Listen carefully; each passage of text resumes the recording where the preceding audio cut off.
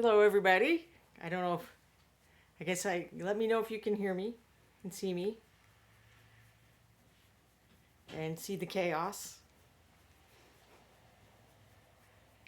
There's some chaos in my house these days.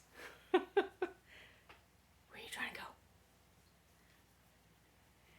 So this is Tabby and Chai and their sisters, which is why they look so much like each other. Quindy says, "Oh my gosh, they're so cute." They are very, very cute, and I think that is how they get away with all the chaos. But currently, they live in my studio because we have another cat, Corbin, and you're kind of supposed to do this slow introduction thing where he gets used to the smell of them and the idea that they exist, and then try to. What are all the steps? You're supposed to like let them see each other, but while they're doing something positive like eating or playing with toys, and we're not quite there yet. But we are also trying to give them an opportunity to get familiar with other areas of the house. So in a minute, my husband is going to help transport them to the bedroom so I can maybe paint, because trying to do something useful in the single room that they're trapped in, which they're very bitter about. They know that there's a door and that there's more, and that they're not allowed, and they're chafing at these constraints. They came from their foster house, had lots of cats and even some dogs, so I don't think they have any problem with Corbin. It's just getting him used to the idea. So say hi. Say hi.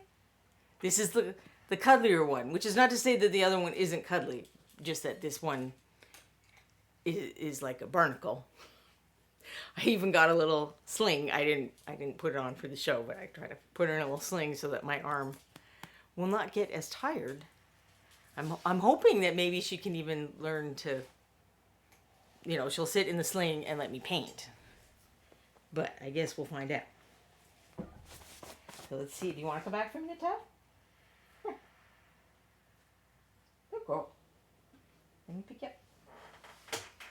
Hey, hold on. No, if you spin with me, then this becomes difficult. Okay, so that didn't work.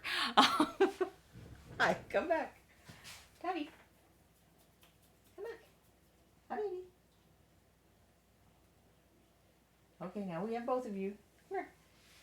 Come here. Let everyone see how cute you are. Oh, and then you can go in the other room and you can eat more. So the main way we tell her apart is she's got a little spot on her forehead, and her sister has more light color fur around the neck and stuff. And you just tooted, didn't you? Whenever I pick you up or hug you, you toot. I hope that's a great sign. This one is the energetic one. I wouldn't say athletic exactly. These are not the cats that are convincing everyone that cats are dexterous and lithe and acrobatic. These are not those cats. They try, but there's a lot of falling and skidding and not catching the feather or whatever. So I will ask my husband if he's ready now to send them out. He's ready. So I'm just going to turn on the be right back message so that there's nothing confusing. And I'll be back in a moment with actual painting.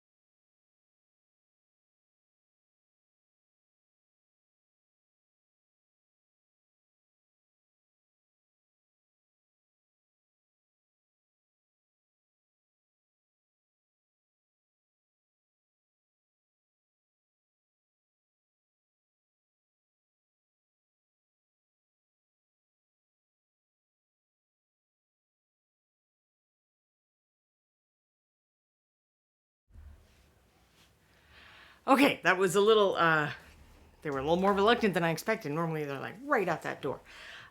So I'm gonna switch over to my other view, and I will probably have to fix some things because I was having a lot of trouble convincing them not to rampage on the desk. I had this whole barrier system set up that I will share in a moment.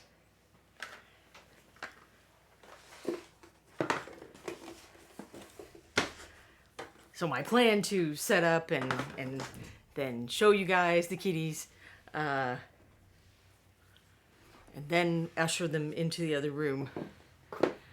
The setup part of that whole plan was not as easy as it sounded in my head.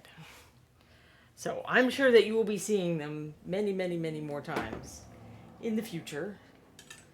Once they have the entire house to wander through, that's not going to stop them wanting to come and say hi and get snuggles and all that good stuff. So they did manage to move this kid. This is the camera I was really trying to get them not to mess with.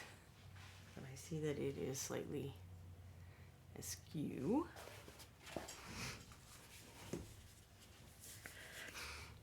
I don't feel like I can start telling them not to use this desk at all. Well, this is the only room that they live in. So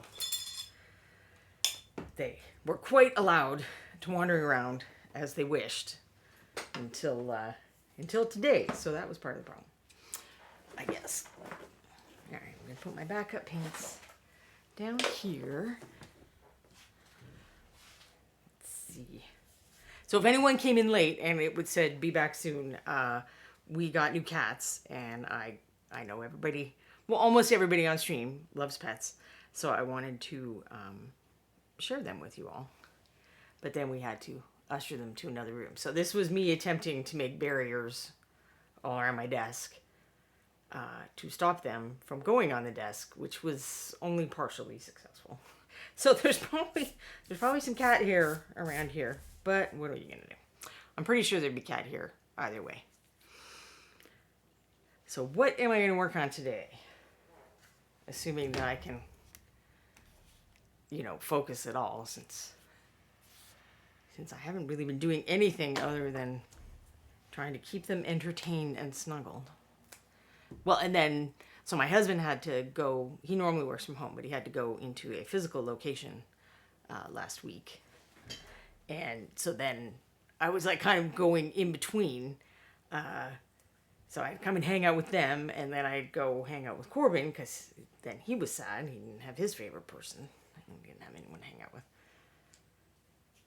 So if you were here, this was just after ReaperCon, I think, because some of this metal color is raven feather. But there's sapphire or something, and amethyst, I think, in the permanent line that are colored metallics that you could do something similar with. What you'd need to do is also have pearl, white, or I think polished silver is the lightest of the silver, steel, the gray metallics, and you can lighten them that way, which is what I did that here. I think I used polished silver, but I'm not 100% sure. There's a video somewhere on YouTube where you can find out what I did, even though I don't remember. But then after I finished that part, I'm like, well, what next? And somebody, I think it was either Pendrake or Trashorama, suggested making this a owl bear is what I've been calling it. So I thought I would give that a shot, because it turned out that where I had placed the darker color is fairly similar to where it is on an actual panda, which I have some actual panda pictures to reference. Because the tricky part to me was, well, how do you do the color? Because normally I would like to do colors like these, not true gray or true black or true white, but with some browns or other warm colors usually mixed in, which you can see traces of that in the fur on this picture, and probably on the other pictures, if there's anything more adorable than my kittens, it would be baby panda. But I have you know, not, I mean, these are natural colors for something like a raven or some kinds of snakes and stuff, but you don't see those kinds of colors in fur as often. So I kind of have to figure out what to use in my whites. So I'm thinking I want to try like pinky purples. So what did I grab? Got stuff like Vampiric Shadow.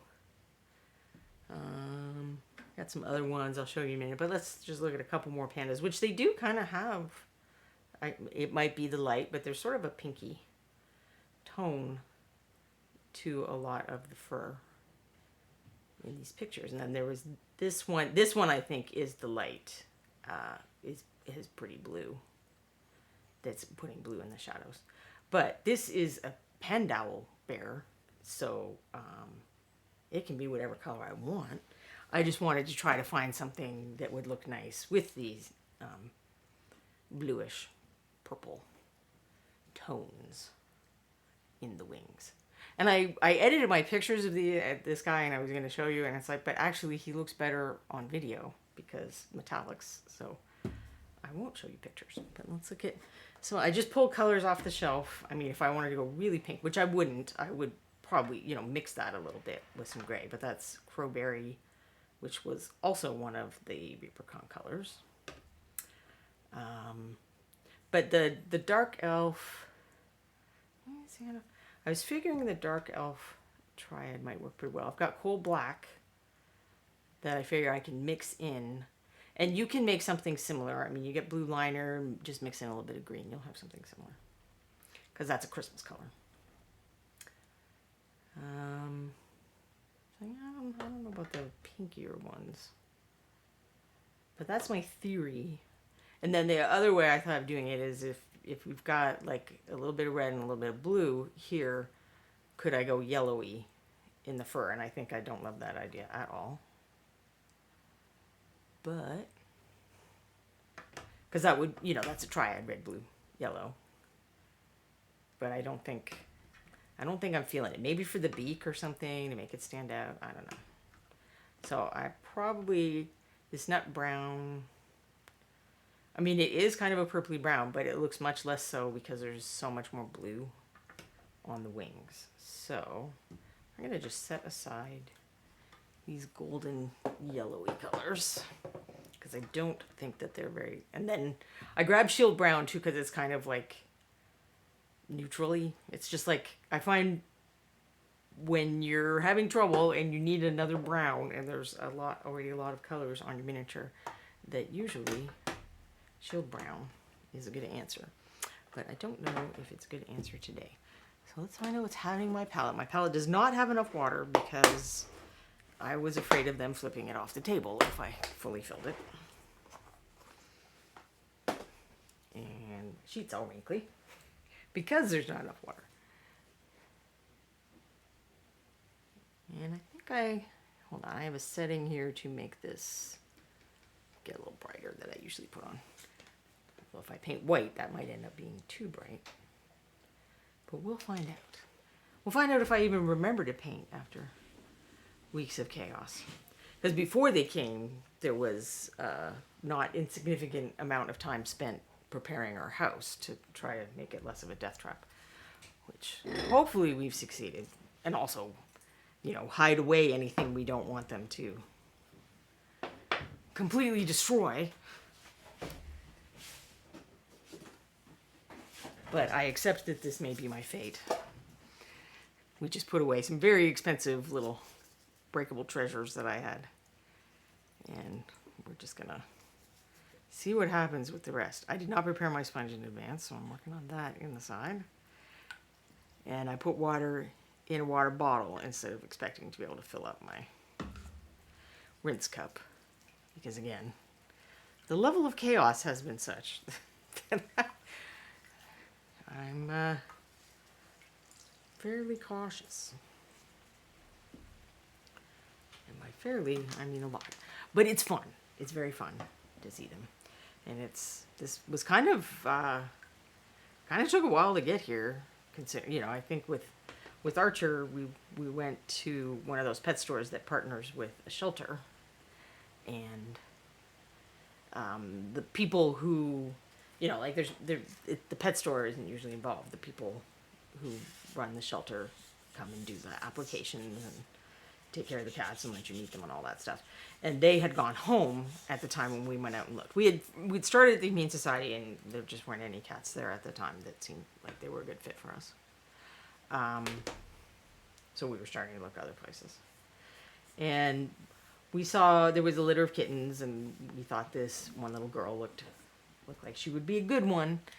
And so we're like, okay, we'll come back tomorrow. And we came back tomorrow, and I'm not exaggerating, I'm not making this up. The people standing in front of us had picked out that kitten and were in the midst of adopting her. And the friends that had come with us, their daughter, who was much younger at the time, said, well, okay, why not that one? And she pointed at Archie. So that's how we got the world's craziest cat.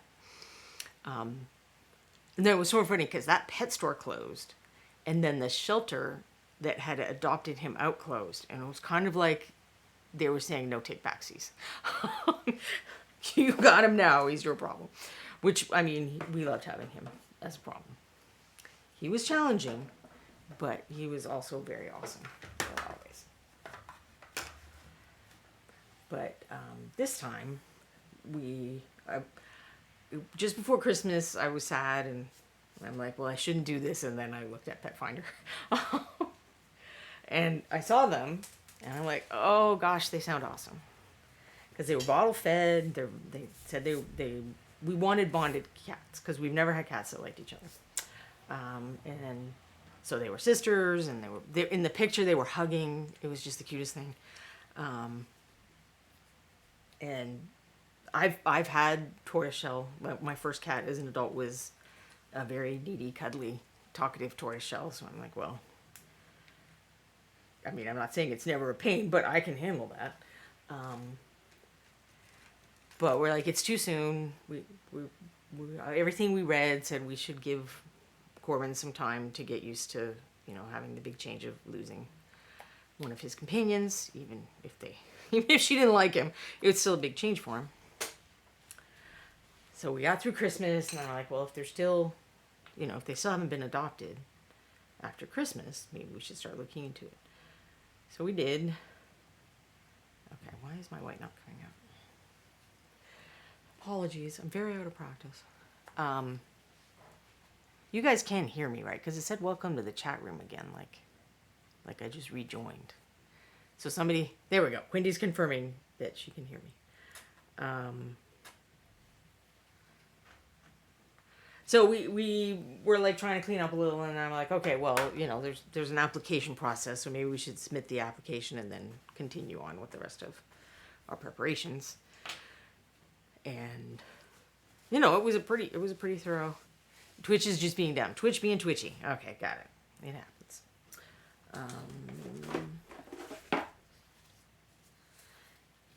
So we did the application. You had to have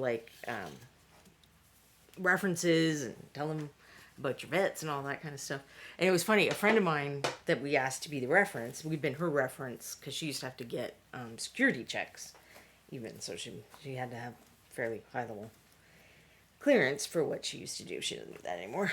But she said she had recently been asked to be a reference for a cat application for another friend, and then also for a human baby adoption. And she said the cat reference interview was almost as intensive as the baby adoption interview. I don't think they ended up calling her in the end. But we filled that out, and then they very sensibly wanted to make sure that Corbin was all up to date on his shots and stuff. So we made him an appointment, and then we start looking at the weather reports in early January. And the weather reports are, you will be snowed in on the day of Corbin's vet appointment, which was a 100% accurate prediction. And the vet office actually called to cancel before we could. Wow, this may not even be a big enough brush. This Pandau is a big guy. He's a big beefy guy. I'm going to see if I have a bigger, beefier brush. Man, that white looks like a lot, doesn't it? Can I turn down something so that it doesn't glare out? Well, I don't think it's too bad. We'll get to the wash part, and then it'll be better. It sounds like Kevin is having fun with cats right outside the door. I can't hear words, but I can hear things that sound like when I was going, no, just please let me set up. I'm trying to hold a toy and entertain them the whole time. And I still could not keep them off the desk. I was like, dudes, just let me put the stuff on the desk. That's all I want to have happen. Alright, I feel like, since he's got some... I see now that I did not paint the tail feathers, so that will be an adventure for another day. As I did not bring all the metallics over. But I want to make a decision about my shadow color, because I might as well just paint the shadow color into such recessed areas. Or at least, you know, try. This was another one of the Supercon colors, I think. Which, and I like these, but I'm not sure if that's like a little too light. So you like that one better, or the vampire? I think the vampire. Well, Vampiric Shadow. 9274. I've got one of those. This is an older bottle, and every now and then you get the bottles that have the heat labels go funky. I'm not even sure. I think they've changed off of those heat labels. And I'll mix in a little of this. So I have Dark Elf Skin. Yeah, maybe I'll mix in the Dark Elf Skin. This is going to be one of those deals where I'm not going to be sure what colors are going to look like on the miniature until they're on the miniature, I'm pretty sure. Seriously says, I like the idea of painting a swatch on the bottle. Such a good idea. This took ages to do because I have like 900 bottles. I have no regrets. It has been one of the most helpful things. Because I can hold it up like that. I can see more easily on my shelf because this is just too small an area to really see the color. Like if you look at like that and that. And maybe even that on your shelf, that all looks the same. When you start swatching them out, you can see, you know, there's quite a bit of difference between those two. It would make a big difference which one you picked, depending on your project. And there are, it's probably in the early part of the playlist too. I did, gosh, maybe 2 or 3 as Wendy shows about swatching. The first one was before I had figured out that on the bottle was how I wanted to do it. So I showed various methods that you can use with paper and other tools. And then I think someone in chat might have suggested doing it on the bottle, and I tested it out and it worked well. So I went with that, and I know there's at least 1 or 2 episodes of me actually, you know, showing how I do the swatch. The main thing is for the watered down part here. If you're doing this on paper, you can just use water. If you're doing it on a label, I would recommend brush on sealer or whatever medium you like to use, because often the paper of labels is going to be a little glossier or, you know, less willing to accept water. And that way, if you're using medium, you're not using water, so everything's cool. But yeah, no regrets. I mean, I would probably put that in like among the, certainly the top 10, but maybe even the top 5, you know, hobby tricks, tools, things that I did that help my painting, you know, like it's almost on the level of wet palette and good brushes and stuff like that. Like it hasn't changed my actual painting, because that's, you know, the hand and the brush, but for color stuff, it has made life so much easier. And that is a big part of painting. I probably should remember that I did paint his base at least just a little. And not get stuff everywhere like I am. I'm very out of practice with being a functioning human being, because that's not what you do when you have 2 kittens. See, the cat people tell you get 2, and then they entertain each other, and they play with each other. Do they now? I mean, they do love each other, but that's not to say that they don't need me to come and wear them out and entertain them, because apparently they very much need that to happen. I might, in fact, even want to go darker. And that's the exact same one, isn't it? Sometimes it's hard to tell on the palette. So now I'm going to get the Dark Elf Shadow, and really just for those really shadow places. And do I have to? Probably not. The actual light in this case will likely take care of it, but this way, even when you go like that, it's still going to be really shadowed under there. You know, when somebody knocks him over after they killed him in the fight. Although this is, why would you try to kill a panda? I mean, look at him, he's awesome. He's awesome. Don't kill the panda. Make friends with him. I am that person in a D&D game. Just on Saturday, we added a giant badger and a bunch of riding lizards to our group. Which, I don't know how we're going to roll up to town now. We don't roll up to town a lot. We're in the Mad Mage's dungeon. But it is time to roll up to town and resupply and whatnot. And that should be very interesting with half a menagerie in tow.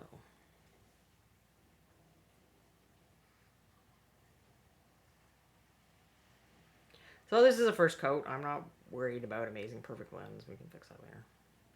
I just want to, if some place is really deep in crevices like that, it is ultimately going to be easier to put some of that shadow stuff in now than to try to do it later. Right here, just in case there's some metallic in his armpit or something. I'll put some of that dark color in.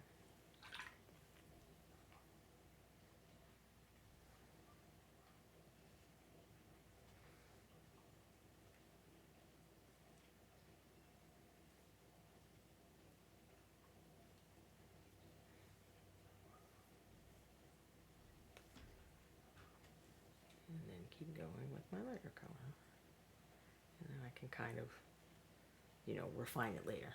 I am realizing that the one thing that I forgot is my canned air, which is useful for getting all the bubbles out when I paint something with a lot of texture like this quickly. I don't know if we can, the camera will show there's some bubbles there. And it is better to not let those dry.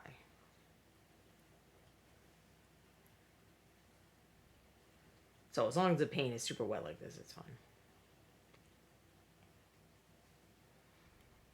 Adding those shadows also gives me a chance to see if, is this a good shadow color?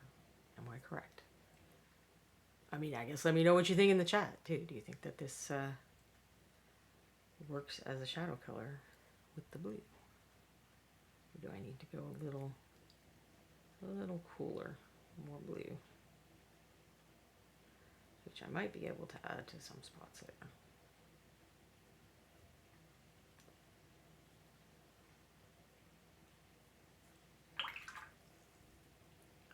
Now I'm looking for places where I can see the original gray. The plastic. I think I got some water on my brush ferrule that's gotten into my paint, and I did not want this paint thinned. But it is what it is. So yeah, so we were all set up to have Corbin's vet appointment, and then before we could even call and say we're not gonna be able to make it, the vet called to say your appointment is canceled due to the weather. I live in Tennessee, and well, it's not far enough south that it's crazy rare that we get snow or anything. It's rare to have enough snow that it's a problem, or for the snow to last long enough to be a problem. I'm originally from Canada, but it was like the first year I got here, we had a decent snow, and I quickly came to understand that, okay, like if you don't have a lot of plows and salting machines and all of that, stay inside and wait for it to melt is a sensible response to the problem. I admittedly feel like the Weather Channel is so alarmist about everything that I didn't really like. I believe there was going to be snow. I didn't believe I was going to be, I didn't think that I was going to be stuck in the house for 9 days. We were lucky that we had to happen to, we're like, all right, let's, we need to shop anyway. Let's pick up some stuff and just in case. And we had gone to Trader Joe's recently just because we wanted to go to Trader Joe's. So we had a little more in the house than we normally do, which ended up being good because we needed it. But yeah, we were stuck at home for 9 days because the main streets, they do salt that now, but they don't have enough equipment to get into residential streets, and we have a pretty steep driveway. So often, even when other things have melted, we aren't always ready to go. So we generally do the stay inside and wait for it to pass response. And the vet contacted us and they're like, okay, here's your new appointment. I'm like, well, I think that's the day after the snow was supposed to melt. Like, we kept looking at the report and the weather was going to be warm enough that should be fine. But it was a little suspenseful. And, all this while I'm in the email to the people from the rescue group, and there was one lady that talked to me on the phone. And then Corbin finally has his vet appointment, and he's fine, and he got his shots. The vet loves him. I think he's very charming. And then that weekend, we had arranged to, we do this little kind of mini con with some friends of ours. We rent a meeting room in a hotel, and we just sit there and play board games. And we had set that all up months ago. You have to, even for just a little meeting room at a basic hotel, you still kind of have to plan some of that stuff in advance. Did I go too high? Yes, I did. And the lady only wanted to, she wanted to bring the cats to us for kind of it was we would meet them, and if we didn't think they were the right cats for us, there was no obligation. She would just take them back home again. But if, I guess if she decided we weren't axe murderers and we liked the cats, then she would leave them with us. But she only wanted to come on a weekend. So it was so now there's another week that that we're having to wait for these cats. This was a very drawn out experience compared to just going to the Humane Society.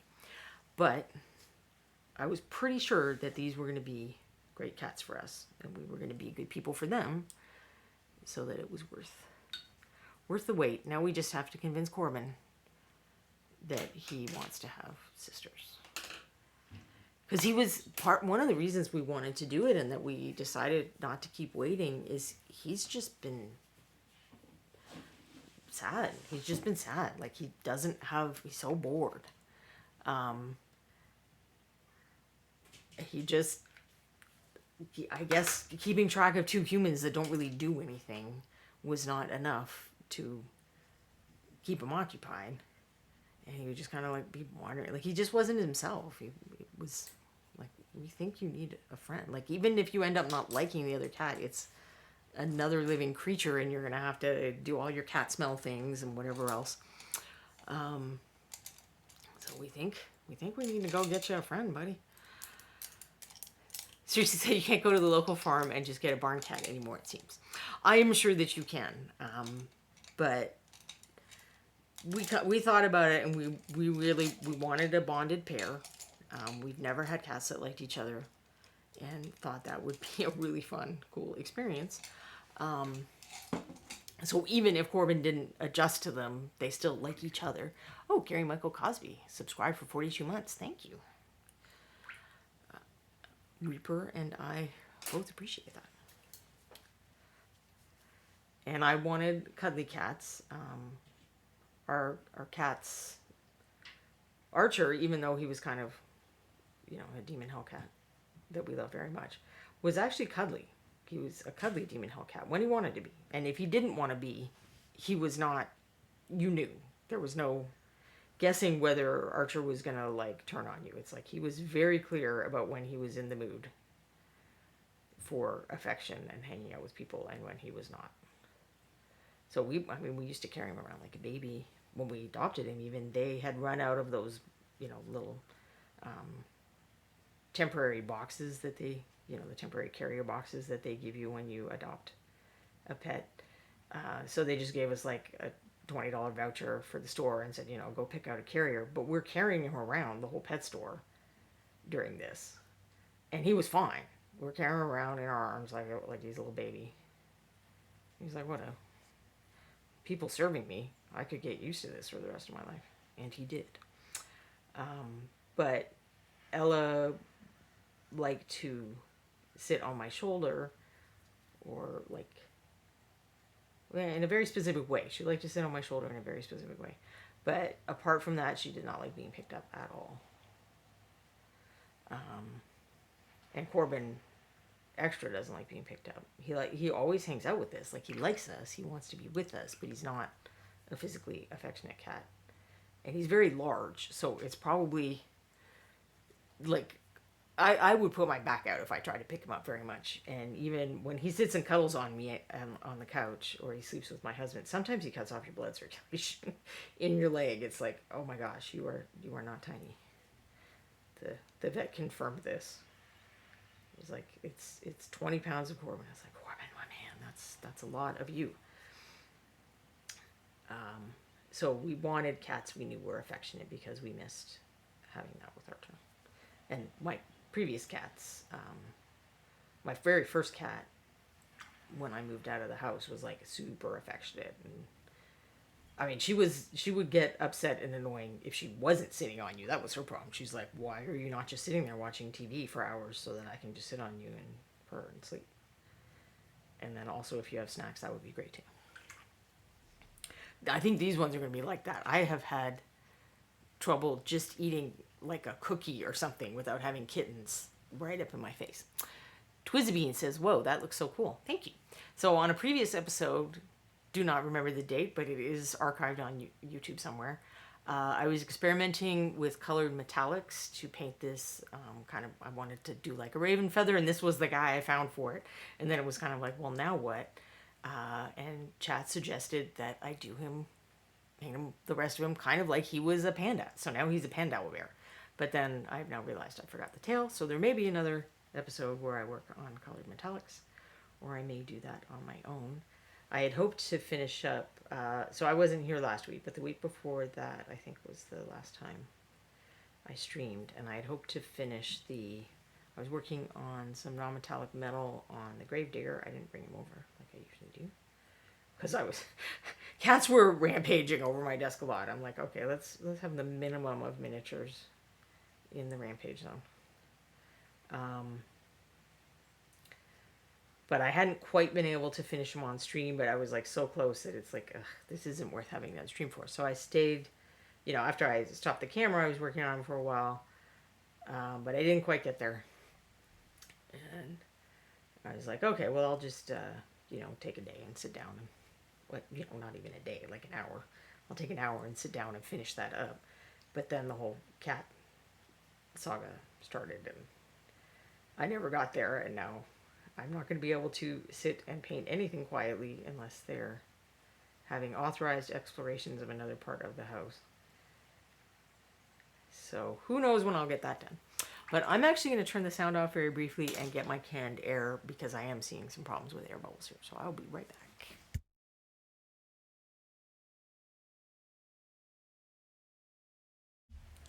So for those who haven't seen me do this trick before, you can press down just a little on the trigger of a canned air, and it's enough to pop the bubbles on wet paint. Whereas if I try to blow on this, I'll start getting lightheaded, because he's a big fellow. There's a lot of bubbles. So whenever I paint something textured, like this isn't Reaper paint. This is because I'm being impatient and I'm painting fast, and he's got a ton of texture. If I wanted to go very slowly like this,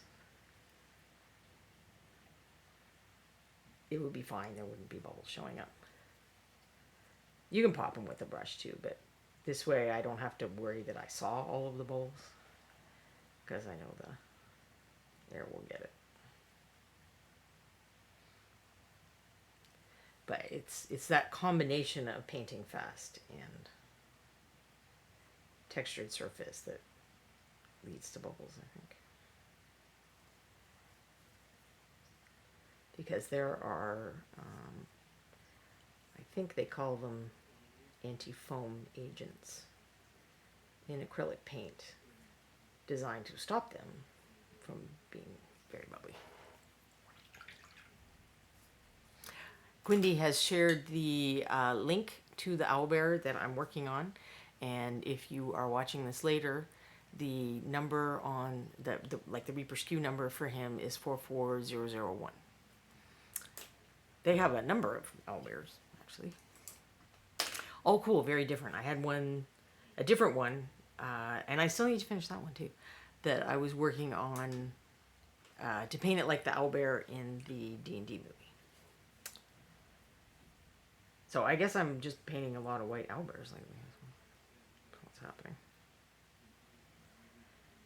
And I'm using colors that are just a little, like they're gray, but they've got a little bit of purple in them, in hopes of kind of going with the wings. Because that's an unusual, like that's a feather color, but it's an unusual fur color. So that's the thing I'm struggling with there. Yeah, I think this guy is he bounce back? Yeah, I think he's bounce back. Yeah, he's pretty stiff. I think I need to mix a little more. My in-between shadow thing, which I'll probably end up using a lot more than these. These were just for like super deep crevices. Wendy is very helpful to, oh no, see I did that wrong. I was trying to make it lighter. I made it darker. I'm very out of practice. So my hat's off to anyone who manages to get anything done when they have twin human babies. I can't figure it out with cat babies. They can sit in a room for several hours on their own with hopefully minimal chance of killing. I mean, they have tried to kill themselves a couple times already. It's like, oh my gosh, is the instinct for self-preservation not functioning for you guys? One time, I was here. I don't play with these kind of toys unless I am here. I had like a feather on a string toy, and she managed to wrap it completely around her neck, and it's like, good job, very well done. And then the other time I came in and I have a window open because there are litter boxes in here, and that's not fantastic. And this is a window that I thought they could not get to because it's in my bathroom and there's not really like a shelf right there or anything. But I was wrong, and they totally managed to get there. I came in, and there were things that had been on the windowsill that were not on the windowsill anymore, so I knew it had happened. And then I could see that the screen was just a little bit popped out on one side. And I'm like, okay, well, I guess now we don't keep that window any more open than you know, less open than what you can fit through if you're going to be like that about it. Which mainly is a punishment to me because that means the air is less fresh than it could be. So this is why it's good they're cute, because they are also pure chaos. Alright, now I'm just trying to find spots that I missed. And then I'll have to start looking for spots that need another coat, which, you know, with white is not at all weird, especially since some of these places I'm painting over are black. So white's a pretty opaque color in comparison to something like yellow or red. But very few colors do I feel like you get complete coverage on one coat. I also like to do two coats to ensure that there's like a not thick, but a solid film of paint, because the acrylic binder, the stuff that, you know, kind of glomps together as it dries into paint, is what keeps it from like rubbing off and keeps it sturdy and stuff. So although it's extra time, and when I was working on the, I don't have one handy. Yeah, I do.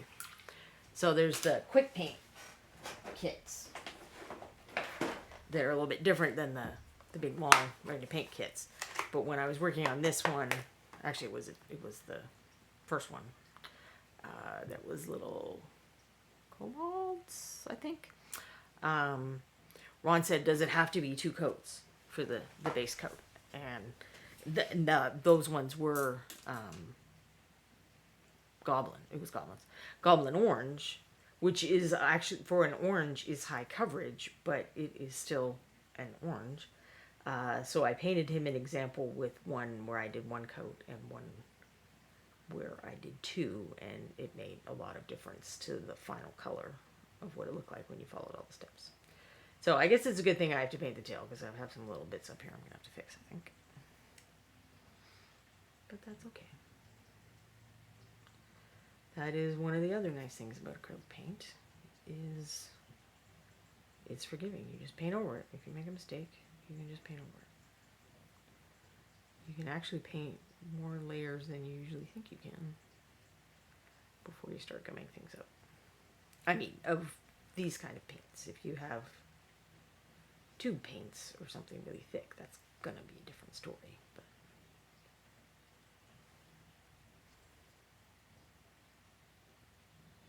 some miniature paints are thicker than others, or not, more viscous, I guess, maybe is a better word. I find Reaper paints are pretty much a consistency that I like to use for this kind of thing, base coating, wet blending, right out of the bottle.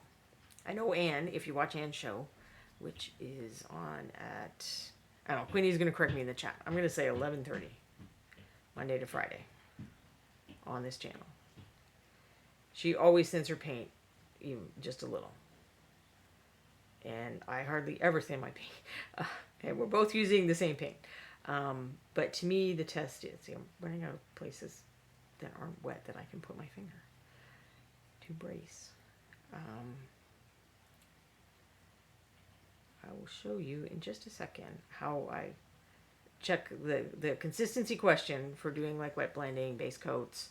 If you don't want the paint transparent, basically, if your function of your paint, the more opaque the better, so the less water you want to add, if that's your goal, is how I think of it. And here is how I test. Will it work with white? Let's take that down a little. Zoom in, and I'll get a different color just because I think that's not a great color to test with.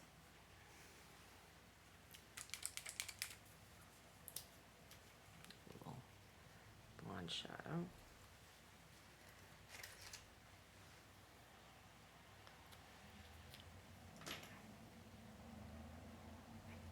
Alright, so there's some paint straight out of the thing. I do have some of these. Let me see. I can possibly, I think these are a little thicker. I am correct that Anne's show begins at 11:30 a.m. Central, Monday to Fridays. So this is Golden So Flat matte acrylic. So this is an art store paint that I clearly have not used enough.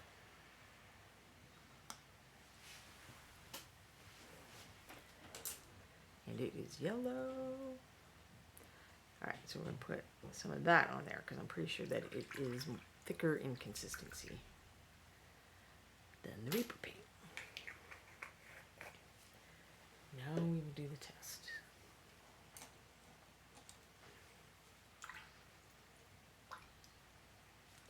Alright, so when you run a brush through, let's zoom in even more, and I'll move this over. When you run the brush through, think of it like a boat, and there's that little wake after it. You want that little wake to fill in almost immediately.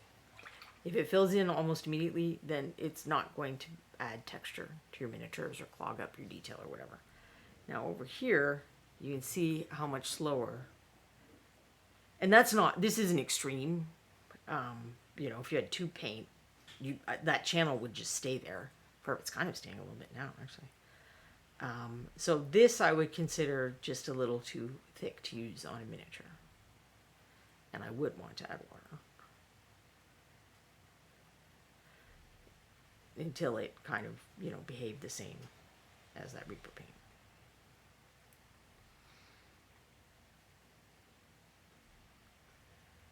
So that is my test for, because that when we're saying too thin coats or you have to thin your paints, or some of that is going back 15, 20 years when a lot of the paints on the market were more viscous.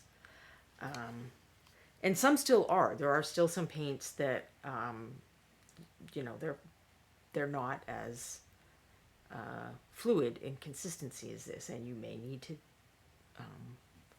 thin those more. But I test by the paint. I don't just automatically throw in a drop of water because, you know, that's what you're supposed to do or whatever.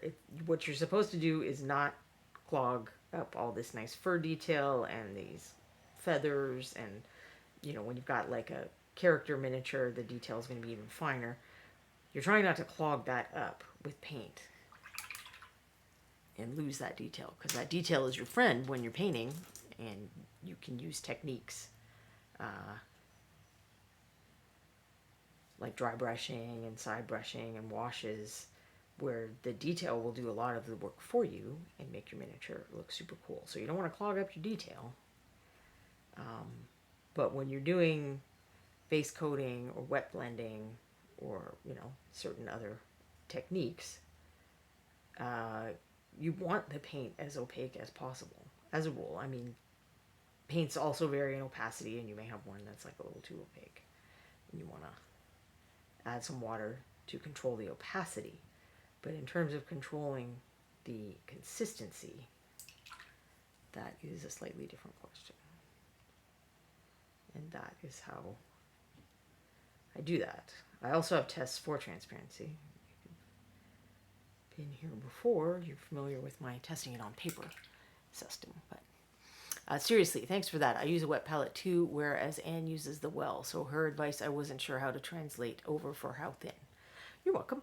I like those, the exact palette that Anne uses. I actually use that when I want to save paint longer. I know that seems very counterintuitive. But I put wet sponges on top of it. And I think I did an episode fairly recently where I showed you all how I do that funny.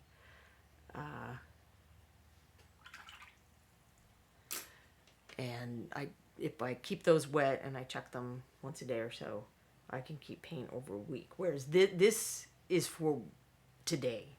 I would not be expecting to use this paint tomorrow, because this is bad on a wet palette. Once you have the paint pulled out like that, you've increased the surface area, it's going to start evaporating a lot more quickly, even with the wet sponge and all that stuff. So if you want to work with a wet palette and keep your paint workable to the next session, which I always feel better with fresh paint. I think it performs better, but you want to try to keep the paint like that, and then you pull it off and do your mixing and go on the miniature. And there are people who paint like this, and I'm sure you can find plenty of them here on Twitch or YouTube. And I've just never been one of those people. Like Anne, I like to mix up all my steps.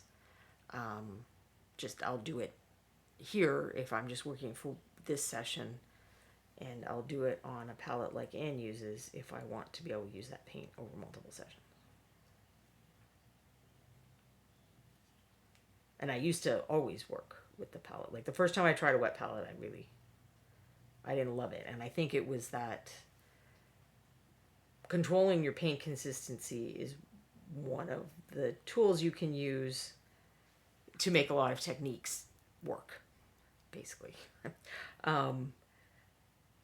So the other tools are, for something like layering, how many steps I have in between here. If I was trying to paint something smooth, this is a giant jump. I would want to have something in between. And the way I do it, I actually would want to have like 7 different mixes or something between those two colors. So I controlling how smooth the blends I can get with layering are by the number of the mixes.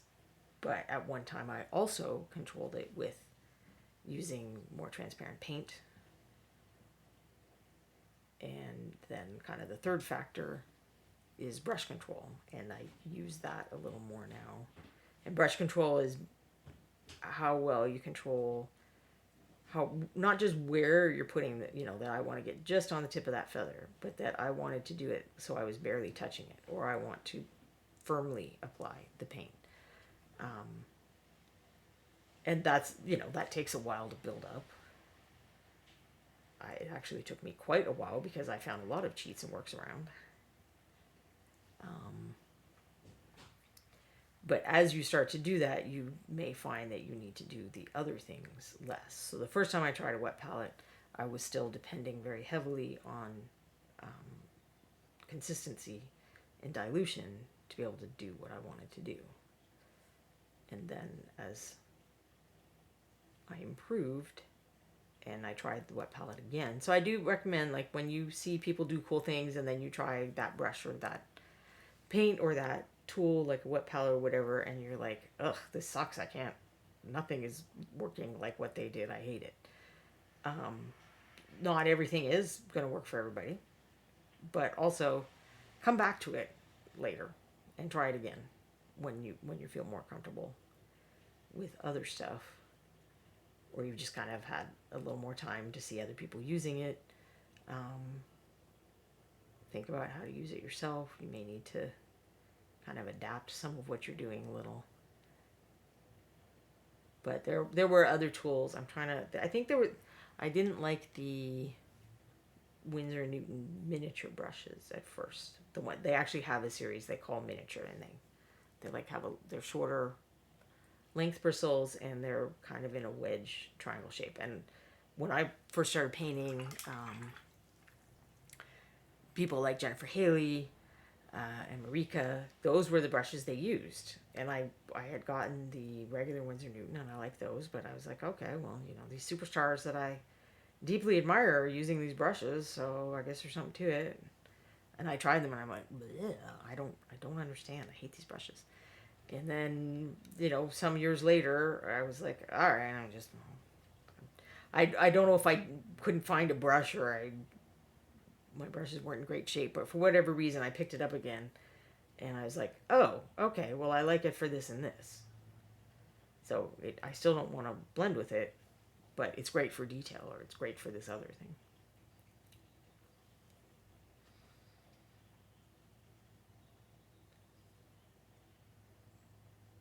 And I suspect there are other tools or materials where I had that experience. Like the first few times I tried using green stuff at all, like, I don't know if I want to dignify this with the term sculpting, but just even doing base stuff, I was like, what in the world? This is chewing gum. Like, how are you supposed to do anything? And then you push it one way and it flops the other way. This is madness. And this was I guess I've been doing this long enough now that video wasn't really a thing when I first started doing this. The kind of camera that you needed was just not something that the average person would have. I think there was some guy had a videotape that you could buy. And then eventually, a few people put something, like there was like a 5-minute video of somebody painting a mech window or something. We were like, oh my gosh, look, what you can see what he's doing, and you could barely see what he's doing, but compared to what kind of video quality we expect now, but it was just like, wow. So before that, we kind of just had words, like we just had words and pictures that people would share. So sometimes figuring stuff out was a little more challenging because you couldn't really see what the other person was doing. So something like dilution, people would say stuff like, well, it should be the consistency of, skim milk. And it's like, great. Do I paint with skim milk? No, I do not. So this is not that helpful. Which is not to say I don't appreciate people doing that, because like people were trying. Our community's always been really great, where people try to share their knowledge and help other people figure stuff out and be less frustrated. So I'm in no way knocking the people who phrased it that way, because that's what they could come up with.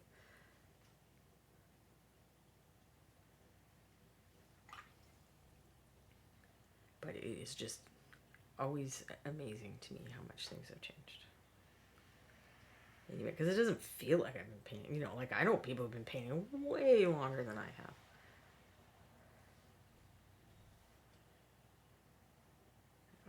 I'm not a noob, but I'm certainly not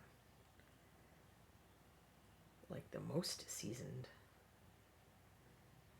painter I know. So for the sculpting thing, when it was just words and pictures, the part that I had missed picking up on is that there needs to be a support structure. Like it is like chewing gum. You can't just, if you push it one way, it's gonna go that way, and then you're gonna ruin whatever you did there. So you have to have an armature or something that it's built up on to hold it steady, and then you go in stages. So you get that part finished up, and then that becomes the structure for the next part. You don't just make a whole dude in one go as well. I mean, I'm sure there's somebody out there who makes a whole dude in one go. But when I started being able to see what the sculptors were doing in person at ReaperCon and events like that, it was like, oh, okay, this is very different than how I understood it to be. Now it makes sense. I know there are unpainted parts in here, and I just cannot get them so I can see where they are exactly. So we're going to hope that means the viewer also can't get them to see where they are exactly. And just rely on those being hopefully impenetrable crevices. Of course the camera is going to go find all of that, would be my guess. So he's already a little more panda-ish. The lone goldfish. I've never had skim milk, so that advice has always fallen flat for me too. I don't recommend it. It's kind of blue and very thin. And I go as far as 1%, but after that it's like, why? Why are we even calling this milk? I don't understand. Oh, I never zoomed my palette back. That's still not all the way zoomed out, is it? There we go. I'm going to turn sound off very briefly, if I can find my little paper, because I want to hair dry them so that we can get on to the next part. So I will be back. I guess you can, if you have any stories of, advice like skim milk that didn't work for you and what you do instead, please feel free to share that in the chat with each other. I'll be back in just a sec.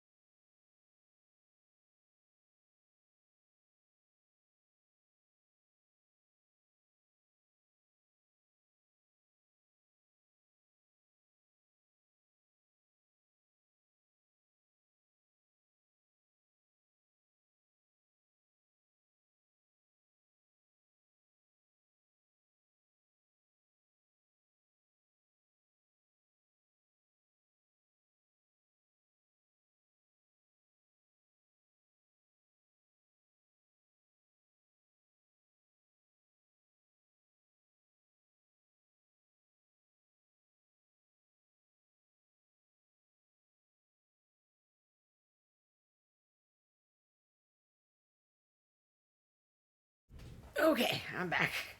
I might have to do that same thing for the wash, but I think I've got everything. Yeah, I mean, there's still some wet paint down in the deep areas, but this wash isn't going to go down there. So I'm going to go ahead and risk it. So now it's white, And I have a tendency to go too far. Like this would probably be too far for a wash. Like just too dark and make him dirty him up too much. So I'm gonna mix a little bit of the white in there. But then it washes so thin down that I don't want to go too light. But if I go too light, I can do another wash. If I go too dark, which happened on the other owlbear, I should have grabbed him while I had the sound off. I can just do another coat. So somewhere I had a little ball of water drop for my paint. And there we go. The cats were messing with a couple of things. So now I want to thin my paint. Not because of the consistency, but because I'm trying to control the transparency. And I added white to that, so for sure I need to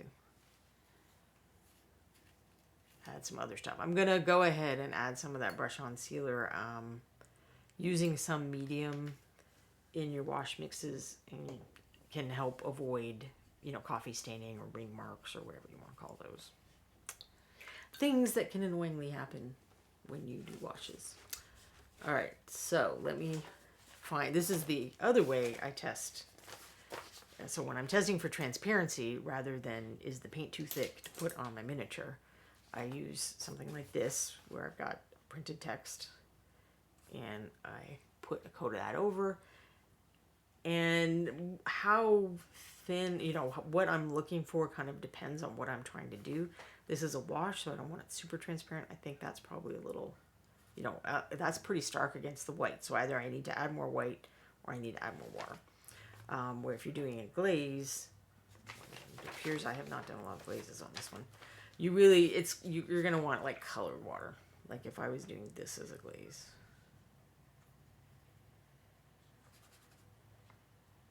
Like depending on exactly what I'm doing, that might still be too much color compared to transparency.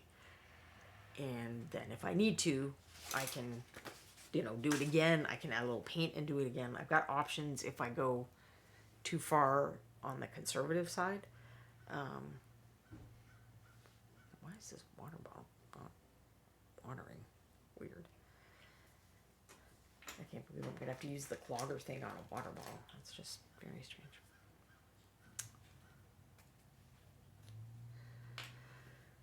There we go. Now it's too much. I will. Okay, I can't control the drop. Because I like to, if possible, control the drop with my water bottle. For when I am being more precise. Or, like when I put those kits together, I like it to be as, clear and simple for people as possible. So I will, count drops of water. Well, it probably helps if I compare next to the same one I had before. So I think you can see the difference there between that one and that one. I don't typically use that to test the consistency of paint for layers because you want to have like a little bit of transparency or a fair amount depending on, how abrupt your differences are. I can usually eyeball that now. But you certainly can use it that way if you want to. But I do genuinely, not just for example purposes, I genuinely test my glazes because getting it wrong means having to paint everything again. Getting it wrong where there's too much color means having to paint everything again.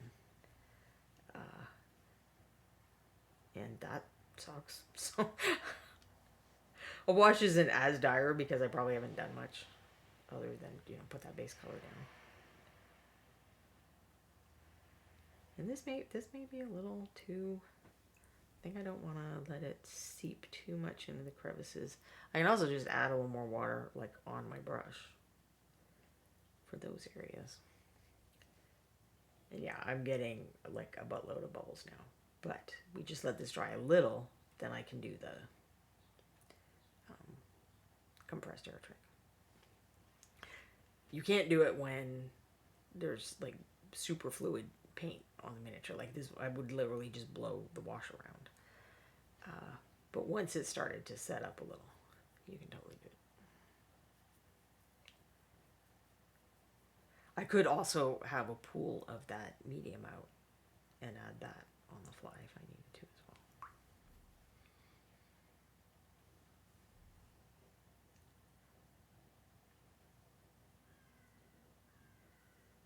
Reaper paint blends really well with just water. And I will often make glazes and washes with just water. But I like kind of since the medium is less fluid, it's less runny, you kind of get more control with your brush than you do with like super watered down paint. So I do often use the medium. At least a little. And by medium, I do mean brush on sealer, because it's large medium. So that's one of these things that just happens in washes. That's just a weird little textural area that the wash doesn't want to sink down into. And that's kind of the downside of washes, is that you can't always fix that, where any deliberate application of paint, like layering or glazing or wet blending or whatever, you have a little more control over where stuff is going. But it's kind of hard to beat a wash for this kind of texture. I'm gonna live with it.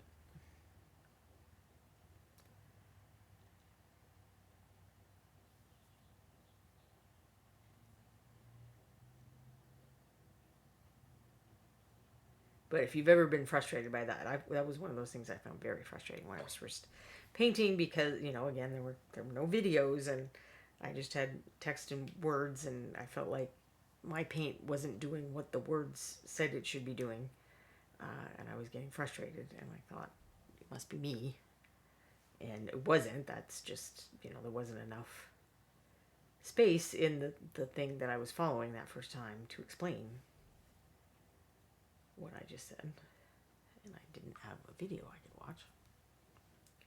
So I did do one of the kind of bad things here. It's good if you sort of break it up, like break the surface down into areas to minimize transition lines on your wash. So here you can see that I did this side of the arm, and then that paint had already dried before I came to the other side of the arm. And I made the paint on that side a little thinner, so you can kind of see that line. It's not dire in this case, but it's just a good rule of thumb. You know, I didn't follow my own advice, and I should have done the whole arm and then started coming down into the torso, because often you can find places where there's natural breaks, like between there and there is a natural break.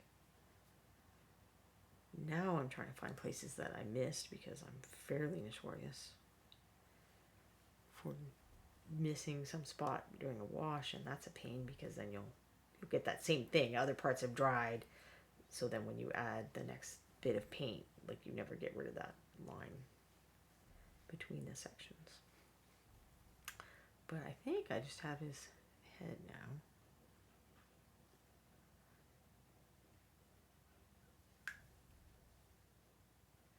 Just going to look for areas that where the paint is pooling, and a lot of those bubbles are gone now. So in addition to having the anti-foaming agents, fluid paint like the type that we are usually using tends to have been designed to be what they call self-leveling, where it's gonna want to, you know, smooth out as it dries. So that's why you don't necessarily have to have it like super, super, super thin in consistency when you do the boat test.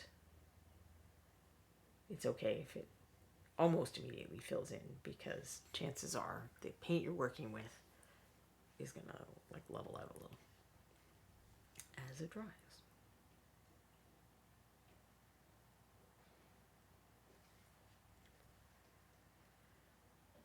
But that kind of thing is probably not a feature of, like if you're using tube paints and watering those down, which I do not recommend doing. But if you want to use tube paints to get, like, there are a lot of people lately who like to paint with some tube paint white for the brightest highlights, because you're actually having that extreme opacity and even some textural, adding some texture to the miniature in the highlights is a technique that they do on canvases to make those areas, the highlights, appear as if they're closer to the viewer. So it helps add, it just feels more real if something is more opaque in areas that are being hit by the light and less opaque in areas that are shadowed. So, you thin down washes. You often thin down glazes that go into shadows. You use more transparent colors like that. Coal black. Okay, that's not a super transparent color, but a lot of dark colors are kind of transparent. And it doesn't mean that you don't have like an entire coat of paint on the miniature.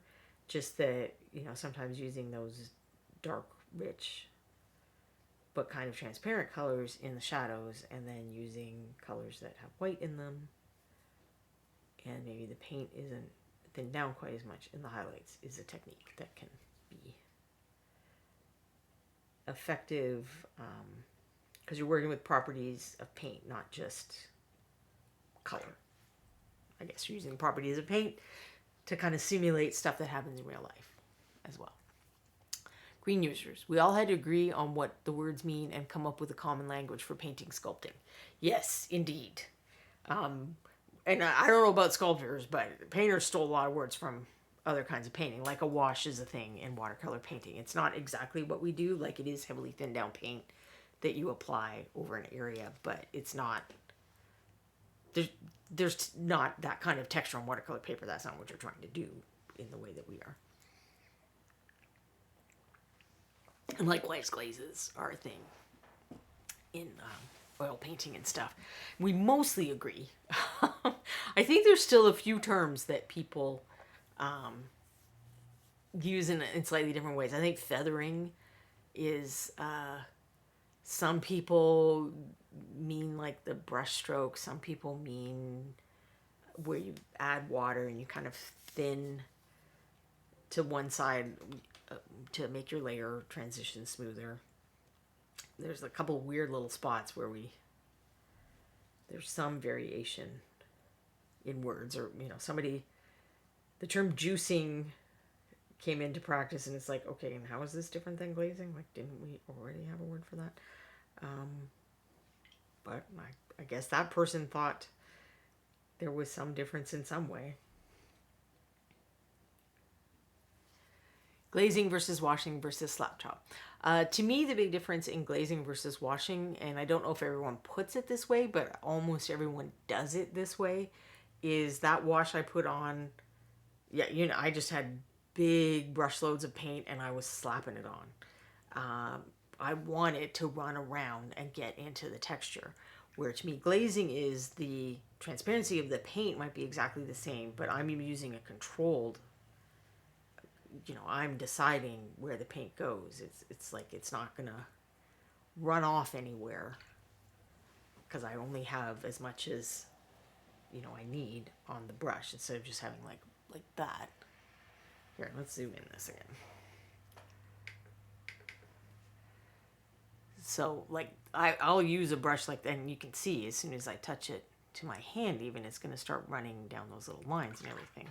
Or for a glaze, I'm going to get paint on there and take it off, or you can be one of the people who just barely dips it in there. And then, you can't even see that because the paint's thin. There, now you can kind of see it. So, how you apply the paint is the difference to me between a glaze and a wash. Zachariah M. Glazing is controlled to me, and a color shift. Washing is uncontrolled. Slap chop is uncontrolled. Glazing is often a color shift, but I think that you know, the people doing the juicing thing, that I don't think people are using that term anymore, but they were basically using glaze consistency paint, like super transparent paint applied over and over and over again to do layering. So they were doing layering with glazes. So that wasn't really trying to make a color shift. That was trying to make shadows and light colors. So it's possible to use glazing for some other. I think that is not a very good use of your time. I can't, like, oh my gosh, I'll spend 20, 30 hours painting a miniature, and that to me seems like a level of patience that is unfathomable. People, like, slap chop's interesting because people keep coming up with so many variations for it and kind of tweaking it, and some of them are a little more controlled. Some of them are less. It's kind of like, how much time do you want to take and what do you want to do? I haven't done a lot of it since I was testing and playing around with the Reaper super washes, which alas, they have not released again. I think they should. But I want to. I actually want to paint some of our board game figures. Madness, I know. It's like, I grew up in the house of a carpenter, and that mostly meant that you didn't have a lot of things fixed in your house because they're doing it for money, right? Like, you go out and you do it for your job. You don't fix everything up around your house. And it's kind of the same. In the house of a professional miniature painter, you don't have painted board games because I'm painting stuff for Ron, or I'm painting stuff for Jim at Dark Sword Miniatures. I'm not painting stuff for me and my friends to use because, you know, where's the money in that? And also then I want to have a break and play. But when they came out with all these, you know, the kind of paints, I call it one coat paints. I don't know if we've agreed upon a collective term for contrast paints because contrast is a brand name, so it does not cover the entire genre. I don't, unless we're gonna say it's like Kleenex, but I don't want to mess with Game Warcraft lawyers, so I am not gonna say it's like Kleenex. But those kind of paints, and the idea that you can just do something kind of quick and casual, appeals to me for painting some of our board games. All right, now let's get to putting some more color on this guy. Have I played around with this brush before? I don't think I have. But I will probably go with the traditional dome dry brush. Wow, he's a big guy. Maybe we could even brush it a bunch of, you know, push it up a notch and go with the biggest one that I hardly ever get to use since we did those tests and I was painting like brick walls. So, well, let's see. So for dry brushing, I do pretty much like the same consistency of paint that I was talking about where you test with the boat wake. But it will sometimes you will want more transparency than that. But less watery is better for dry brushing. So then that's another occasion where if I just wanted to affect the transparency, the consistency was good, I would use the brush on sealer to make it more transparent instant. I mean, I did just add a little bit of water there, but that was to account for evaporation, not to changing the consistency back to what it originally was. And then this is a trick I didn't figure out for a long time because it's really hard to figure out the load on your dry brush when you're doing a light color and you have a light paper towel. But if you get blue shop towels, it is much easier.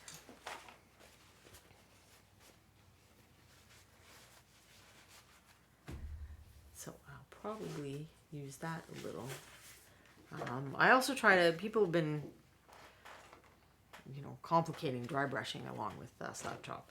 So I try to sometimes experiment with using a non-porous surface to get a lot of the paint off. So that you're not, because you don't want to change the proportion of elements in the paint, I guess. Like that's one reason dry brushing goes chalky, because there's just a lot of pigment left behind instead of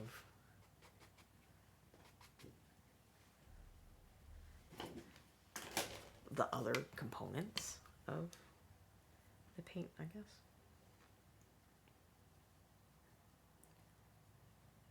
And maybe I got too much paint off there. These are thirsty brushes.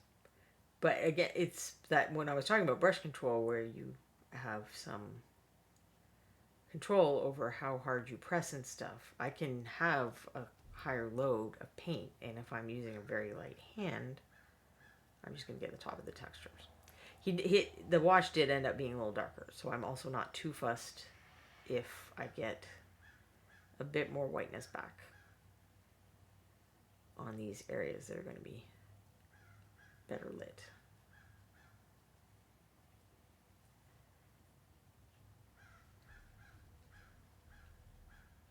So I'm not genuinely trying to not get anything in the crevices here. I kind of want to bring some of that back. And I will have to use the smaller brush as well, I'm pretty sure. If I hadn't painted the wings already, if I'd gone in the opposite order, see, I've already got a bit of paint over there. But since if it's freshly applied, you can often scrub paint off. I have my little eraser brush somewhere.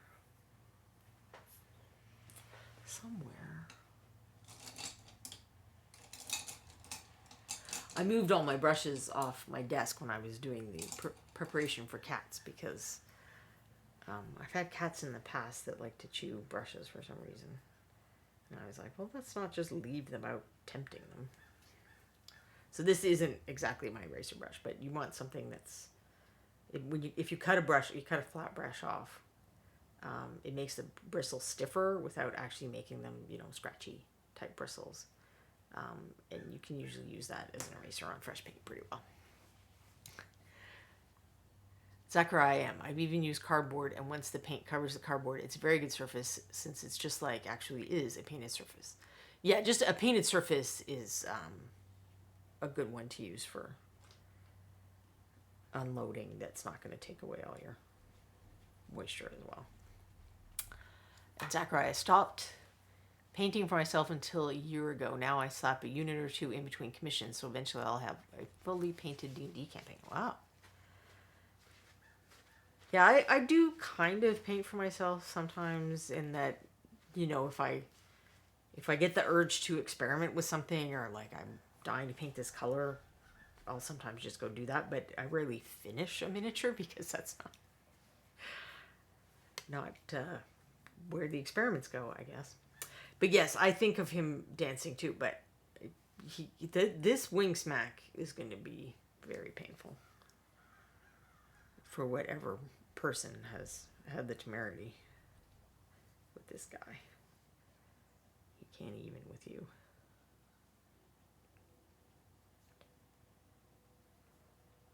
Yeah, I need to bring back a lot of white, I think, so I'm actually going to go ahead and just jam it into some of these sections.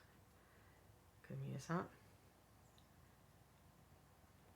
This isn't even true black. Like when you looked at the panda pictures, the black parts were much darker than this guy's wings.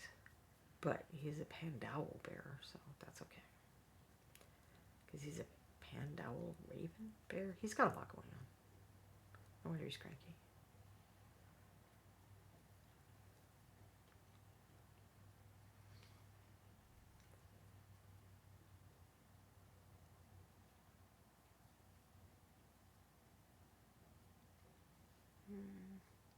Did I take away too much wash there? Maybe I did.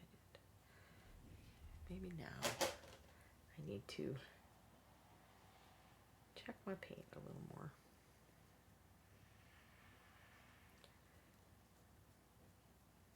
I think I definitely need to use my other brush. So since I am not going to be able to, Zachariah would not want to be on the receiving end of that attack. Yeah, he has had enough. He's very cranky. Since I cannot totally wash my brush off, and I don't even have my little scrubby texture thing, I'm probably just going to soak it. So I'm just going to leave as much water in there as I can. And then after I stop the stream, all the paint in the water should still be wet enough that I'll be able to get the paint out. Or if I need that brush again, I'll be able to just rinse it out and use it again. So I've got, this one is close enough to that other one that I think I'm going to go down to this size to get some of these places. As soon as I get more white, like a lot more white.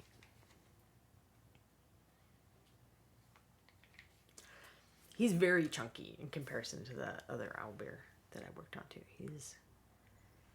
He's ready for winter.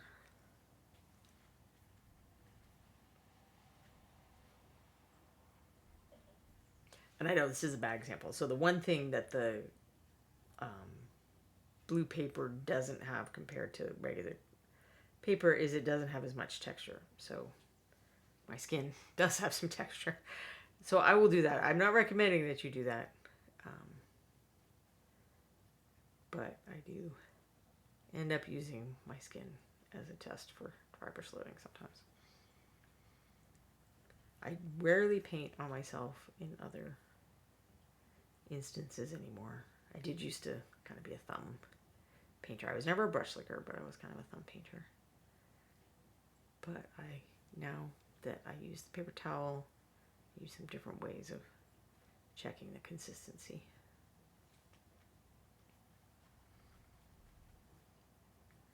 So here there's kind of like horizontal bands where the fur is, maybe even where the muscles are. So I want to work with that and accentuate that. I definitely want to accentuate the, general roundness of him, since that is part of what makes him fun and unique. But you try to bring out kind of the underlying muscle structure that the sculptor has added by where you keep things a little darker and where you add a little more of your lighter colors. So even though it's dry brushing, you can still make some choices. It's a little easier even than it is with the wash, where it just ran off that part and there wasn't a lot I could do about that. I had to go in with less watery paint on that section, which I then obliterated with my dry brushing, but that's okay.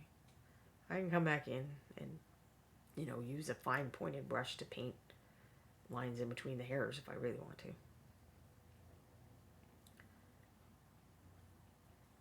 There are always lots of options for what we can do.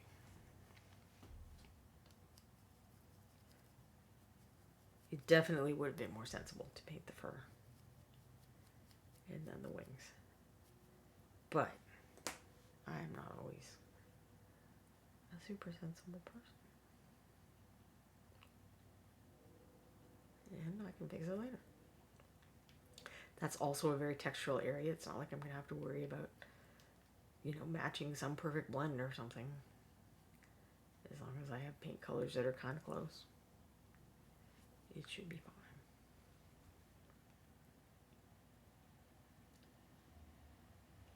So whenever I go back for fresh paint, I'm coming here with a much more tentative stroke, softer pressure. And then as I start noticing that the brush is not applying as much white, then I can start increasing the texture. And this is, even if you don't have these kind of brushes, you're just using regular flat brushes, the same kind of principle applies. You don't always have to do all the work in the loading and unloading step if you learn how to vary your pressure. And it's a good thing to learn for when you're doing precision painting as well. So training yourself doing dry brushing where, it's not going to be the end of the world if you get a little too much, you go over some of your crevices or whatever,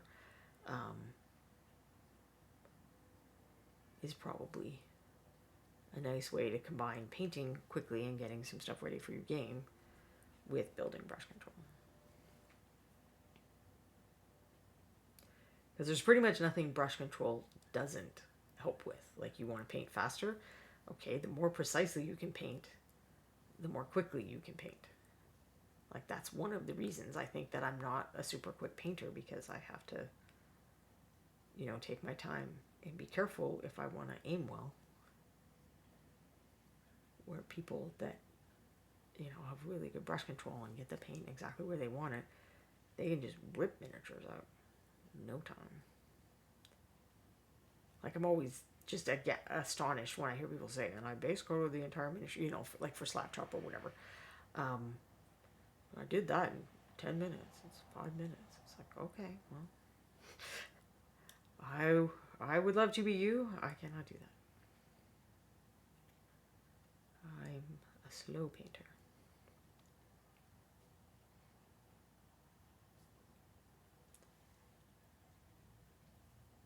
But if I'm having fun and I'm getting things done in the end, that's not something that I have to beat myself up over. I'm not saying I never envy the people who are quick, but it's it's one of these things you see people asking that question all the time. It's like, well, how long did that take you to paint? Because they're worried that they're taking too long, or they're not taking long enough, or something. And it's like, okay, this is often a you do you situation. Like, you don't have to match when somebody else does. And yes, if you're trying to paint an army, it sure would be advantageous to be faster and trained to be faster. But if you're having fun and you're getting done what you want to get done, like, why feel bad about yourself because, this person can do something in 10 minutes that you can't.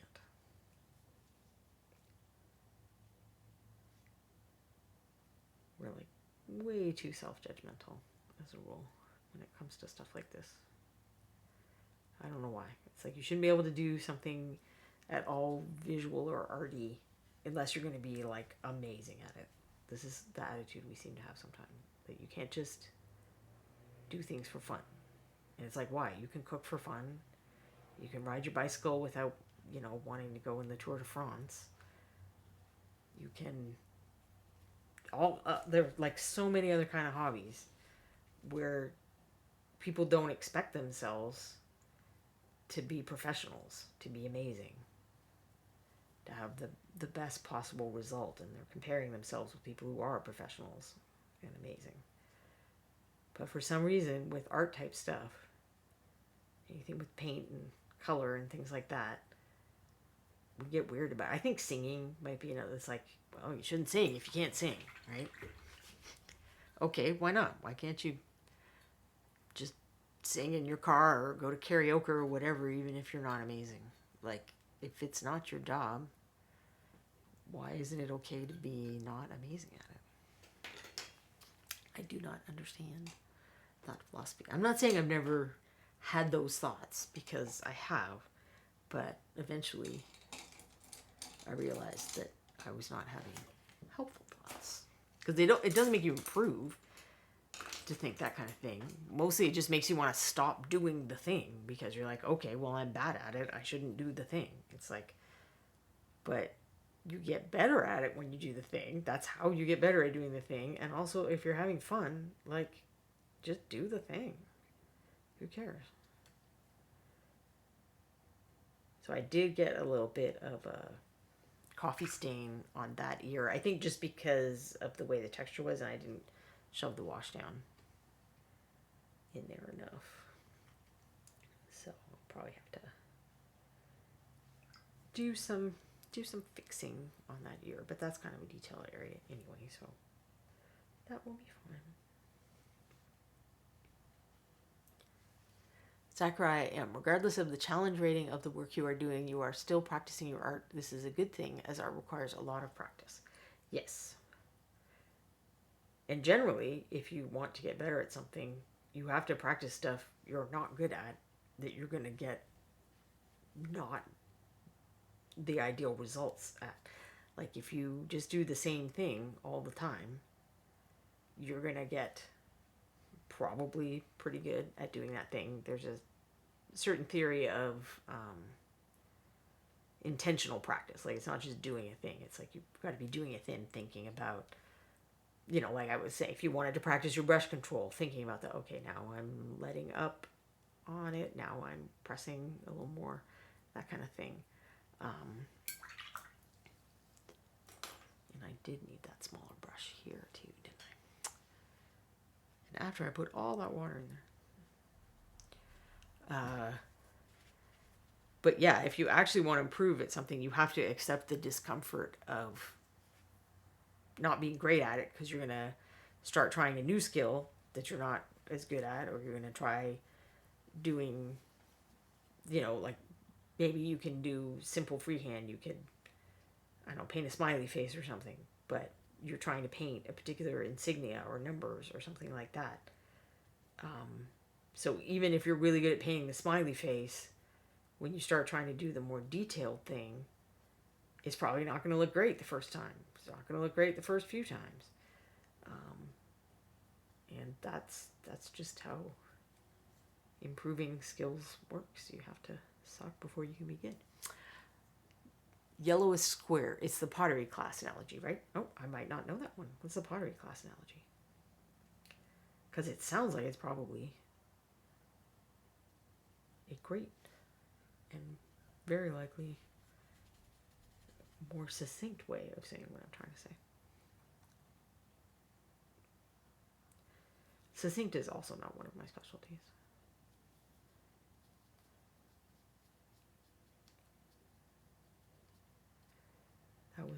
I went to school for journalism, and I was there with the intent of going into print journal. Actually, I wanted to be an editor, not even a journalist.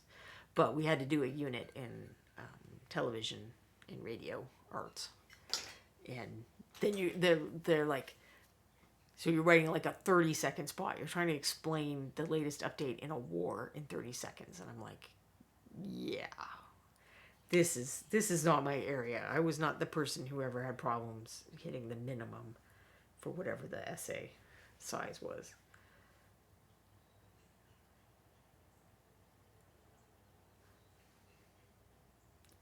So now I've gone to a round brush, and I'm using it kind of trying to keep it on the tops of the textures, just to get a few places that I wasn't reaching very well, or places where I actually do want to have a little more white than I was achieving with the other brushes.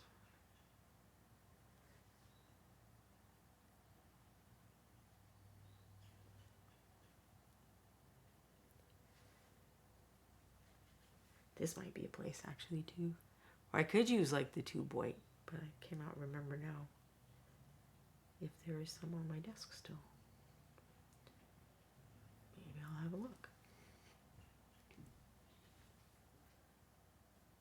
Because as long as I kept it on the tops of the fur, it would probably be fine.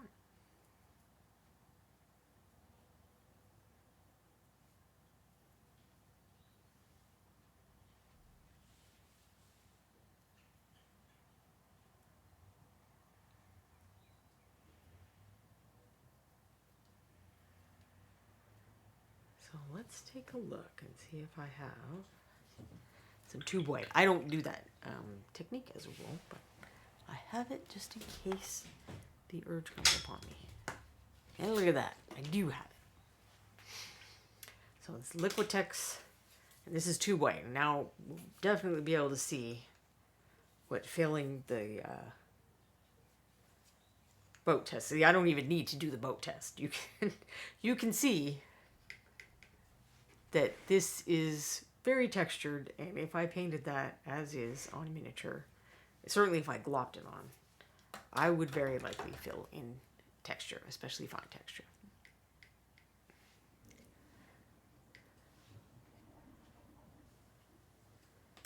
But it is also so thick that it might. So I'm not gonna, just grab a big gloop. I'm gonna have it kind of in a more controlled way on my brush, and just try to hit, places I want to be the most highlighted. And we'll see. It might not even make a difference. Usually when people are doing this, it's not for an entirely white thing. It's just for like super, super bright white highlights on another color.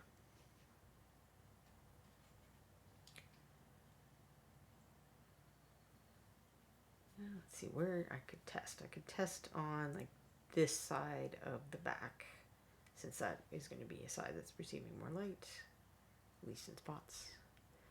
And then we can kind of compare it. So by using the brush, perpendicular to the texture, I can try to avoid getting paint into the crevices between the little fur parts.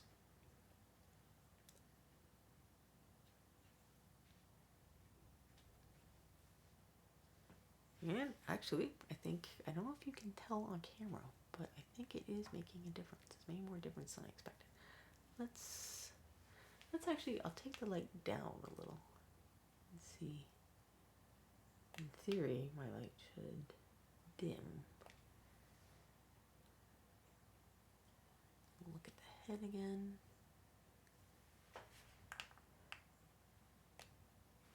Yellow squares, pottery class analogy. A pottery class teacher splits their class into two at the start of the year. Only half will be graded based on the total weight of all the pots they throw in the year. The other half will be graded based on the quality of the very best pot they produce in the year. At the end of the year, all of the students are judged, and the students who had to produce weight also produce the best pots, because doing the thing is the important part of learning a creative tactile skill. Yes. Other than the idea of intentional practice is very important. So in an ideal scenario for deliberate practice, I think is what they call it. If you did a web search on deliberate practice, you might find some articles on this idea.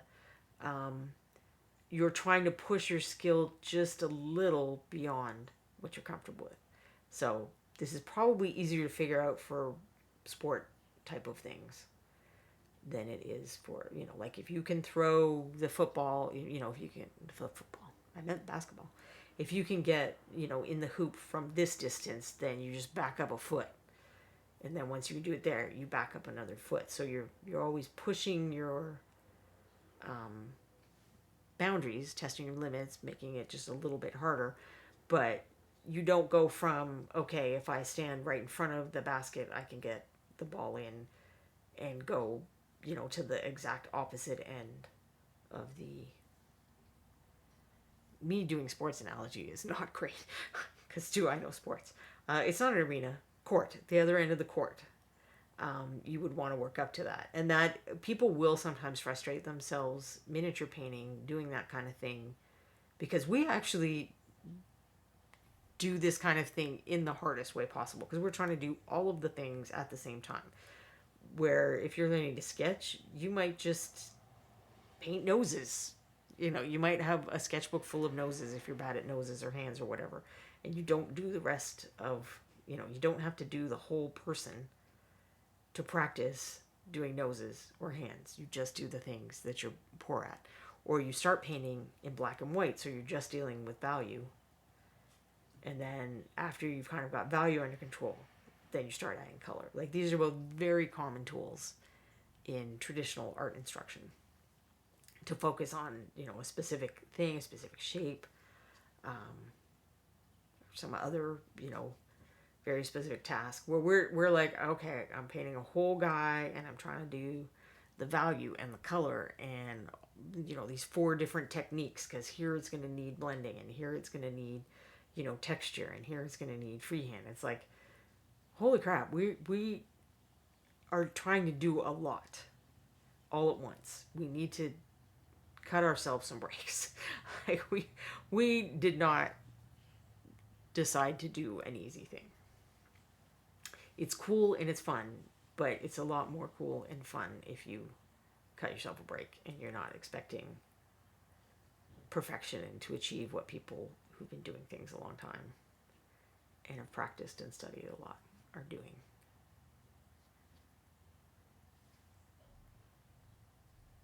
It's also more fun if you do what you want. Like if you just want to sit in front of the TV and paint some guys for your game and relax after you work, like okay, do that. Like don't feel like you have to get good and win contests. Like do the thing you actually like to do.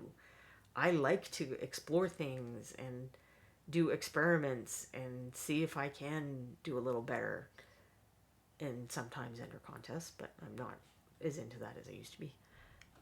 Like that's part of it that I like. If I don't do that at all, like I reached a point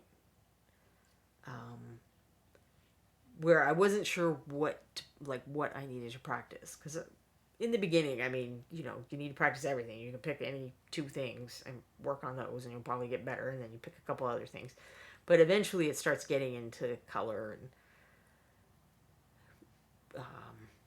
like color schemes and moods and a lot, you know, stuff that's a little less tangible. And when I hit that stage, I didn't, you know, I'd concentrated so much on the tactile skills rather than the eye skills, which are also very important. All the color stuff and judging value and all of these things that are going on in your brain and your eyeballs and not your hand. And we tend to de-emphasize those. We don't tend to watch a lot of videos about those, even though there are videos out there about all those things. But when I got to that point, and this was long before I was trying to do some traditional art as well and stuff, I didn't know what to work on. I didn't know what I needed to do to improve. So I was just kind of doing the thing that I had done, and I wasn't getting better.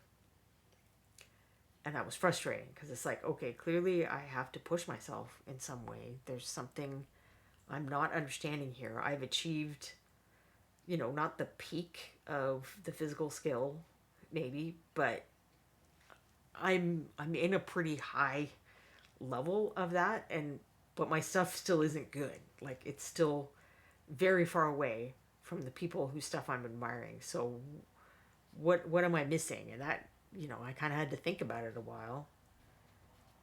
And that while was I didn't enjoy my hobby as much then. I didn't do it as much, and then I kind of realized like, okay, it's there's all this stuff with color and not just making the shadows darker, but can you make them a different color? Can you make them more interesting? Like these people are doing things that I didn't even see that they were doing, and it's not that their work is smoother. Smoothness was the thing back then. Because I'm pretty smooth. I've achieved some pretty amazing smoothness at that point.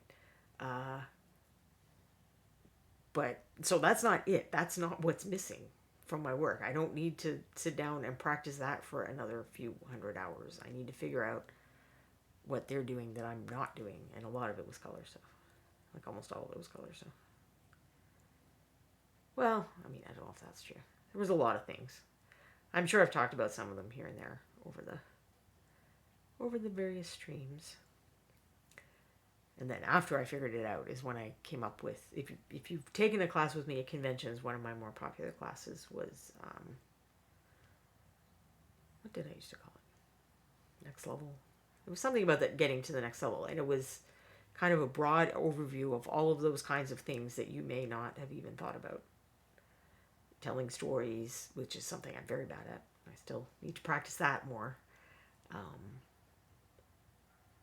Color scheme stuff, using color for mood, color temperature, all kinds of stuff. You're not necessarily conscious, but when you look at it, you go, oh, the amazing freehand, oh, the fantastic blending, oh, they painted the texture of worn leather that looks like just exactly like, you know, this pair of boots I used to have. All that stuff is cool and absolutely is contributing to the amazement that is that miniature you're looking at. But a ton of the stuff you like and are responding to is color placement, is value use, is contrast, and all kinds of stuff that if you haven't studied it at all or thought about it, you might not be aware of it at all. I mean, having studied graphical design type stuff is also, you're probably going to notice more of it there too. Because all of the stuff about contrast is in graphical design as well. It's how you move people's eyes around. And I'm not saying that I'm actually good at any of that yet. I'm not sure that I am.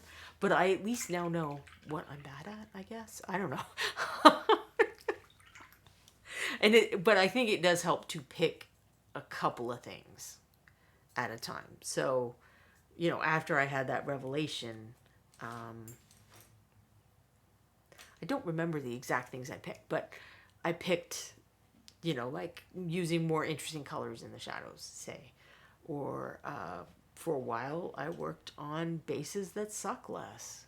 You haven't seen any of that lately. You've seen bases that suck my normal amount. But I am aware that this is an area I'm not amazing in. And that I could choose to work on. But I think it's helpful to have one or two things that you're really focused on, because then you can kind of see when you start to improve. Whereas if you're trying to do everything, you may not realize that you are getting better because maybe the increments are so small. So I also think it's helpful, like, don't keep all your old ones. I know sometimes people are like, oh no, I'm just gonna paint that guy over and over until he's okay.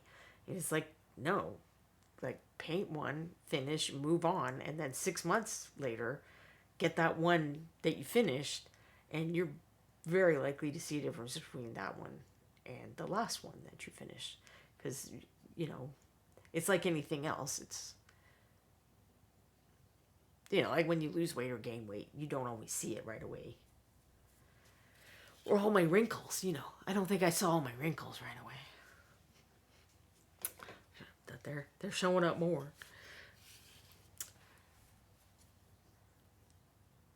So I don't know if I got him white enough still, but I had that blue color. So did I have a bluish color?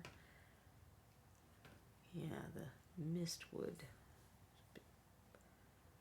But no, that one's maybe I want to take one of the pinker colors, like that Nano Wash Gray. Because when we were looking at the pictures of the real panda bears, which I got all those off Unsplash. Those are pictures that people have posted. So unsplash.com is a place where people post pictures that you can use, that you're not, like, you shouldn't just grab stuff off Google. Like, if you're just looking up how to paint a panda and you go off Google, you're fine. I'm showing it on stream, so I'm like publicly using it. I should not be showing, things that belong to other people and don't belong to me, unless they have permitted it. So that is why I use Unsplash. There's something called Morgfile. I haven't liked them as much lately. And then Pexels. So like Pixels, but all E's and no I. And those are 3 great sites for it. Like if you, maybe you have a stream, or you want to do a write-up on like the Reaper forums or something like that,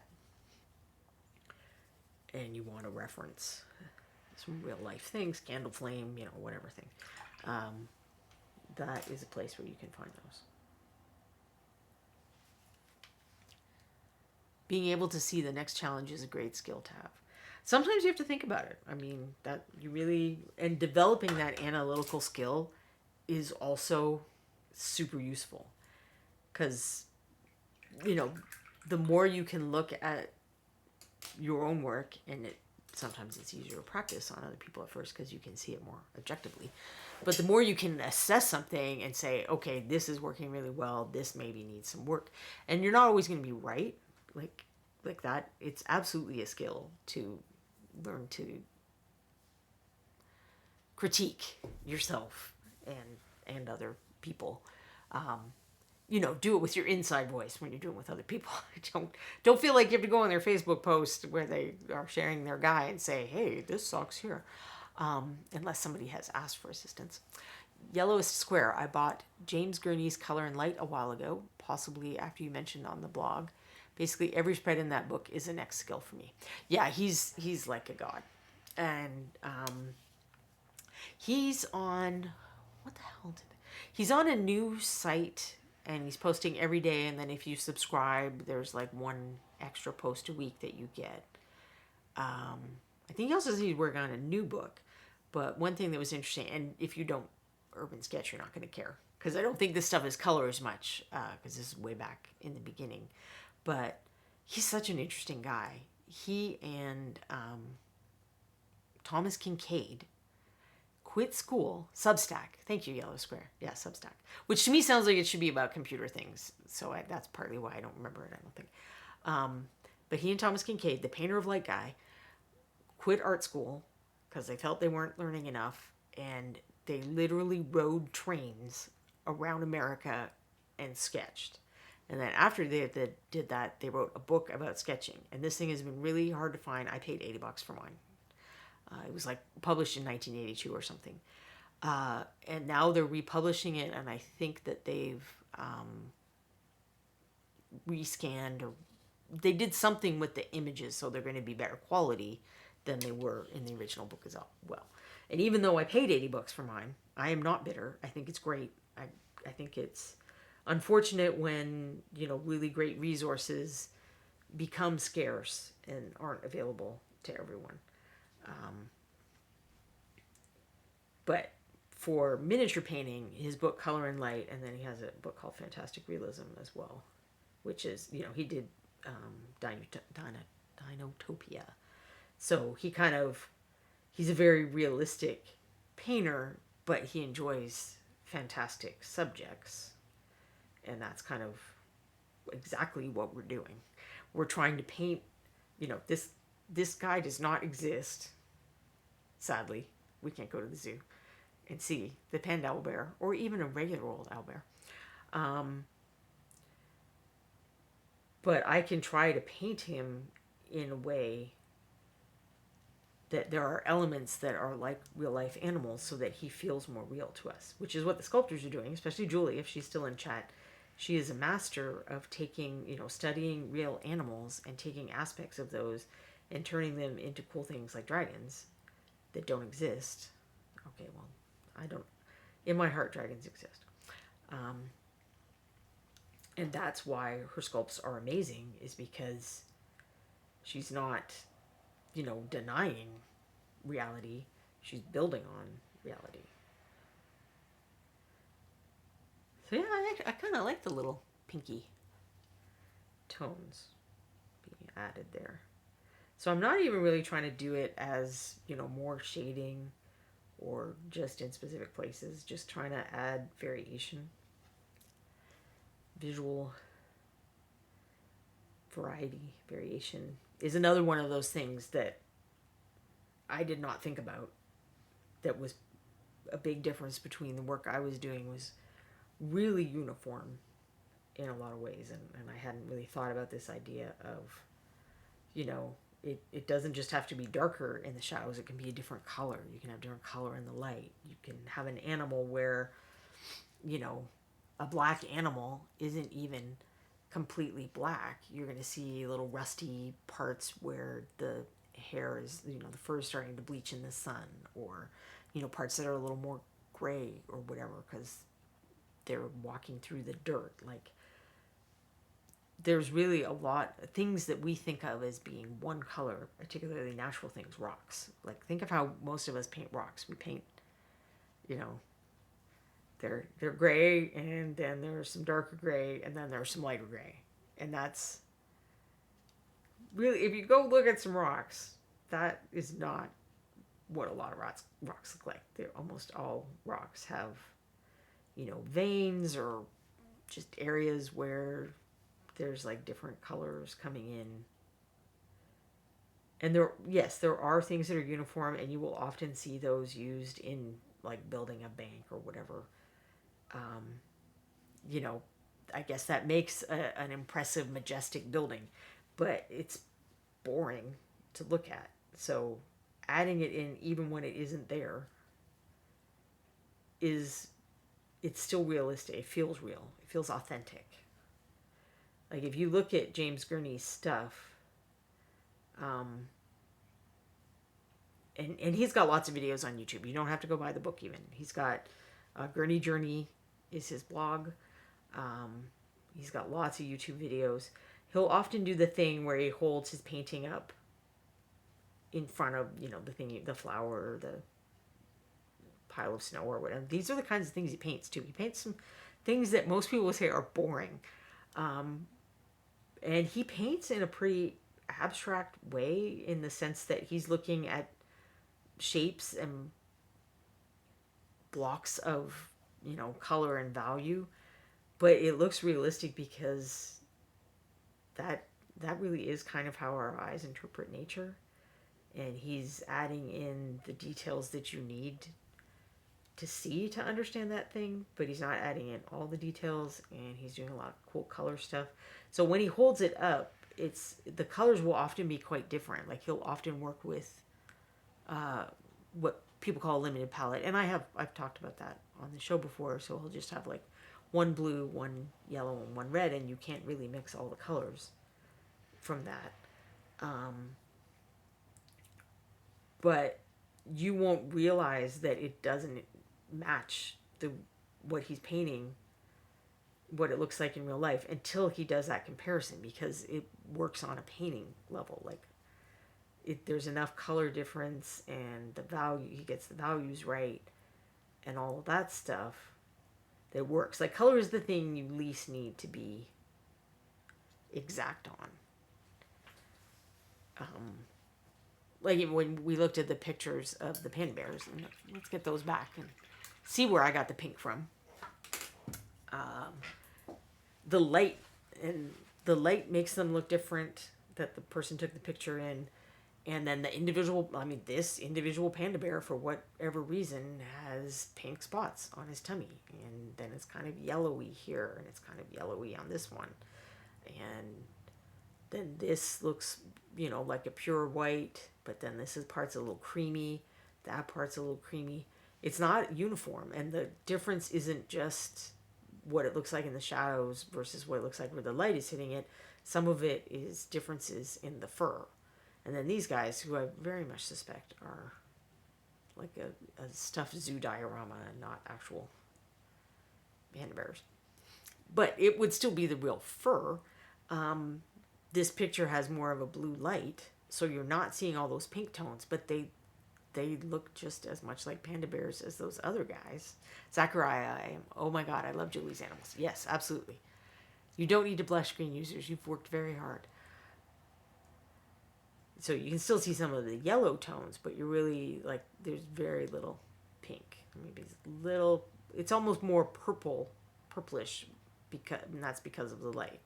And then this light, we're back to warm sunlight again, so you're getting more of a pink and richer yellows. But where the black fur is, it looks like a little blue or purple. And if you don't see any of those colors, I get that. Because I didn't see them at first either when I started looking into that kind of thing. But let's try this, because this can be helpful. Am I in the right one? I think I am, but let me find. I'm looking for saturation. So we're going to dial. So there's black and white, which is good to help you see where things should be dark or light. And I've done that.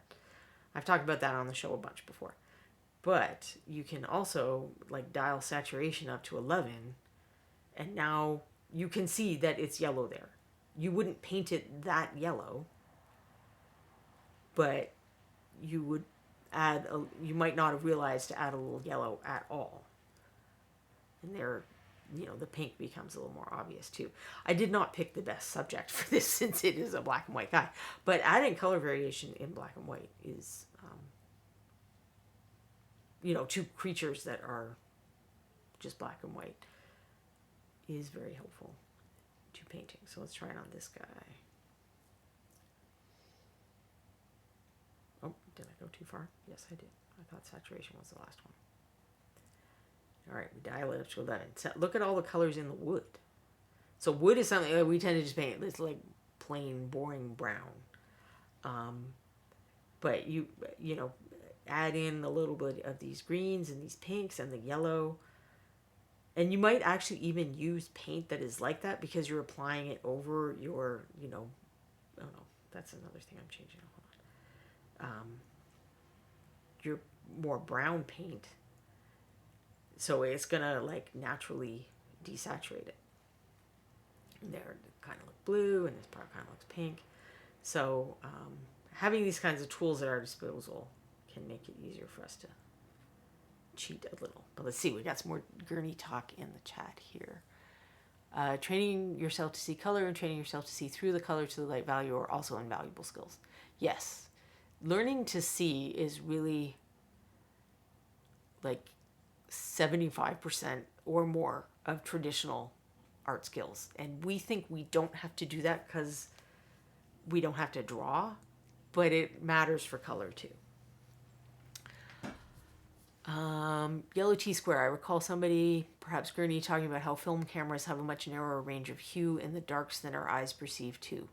A photograph tends to have darker shadows than what we would see if we were looking at that object in person, which is super important for if you're painting like a big oil painting portrait or something.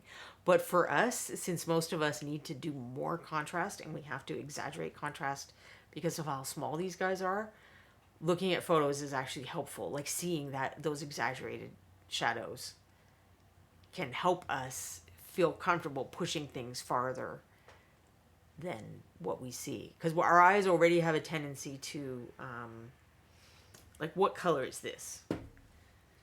If I ask you what color this is, you're gonna say white.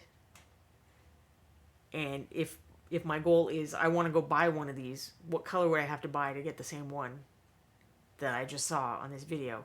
That is the correct answer to the question. If what you're actually trying to do is I want to paint this, that is not the correct answer to the question. Because if I paint this all white, on a flat piece of paper, it's not going to look correct. Because maybe here is pure white. This is a different color. You're seeing this as a sphere or a depression or whatever because of this little line of shadow.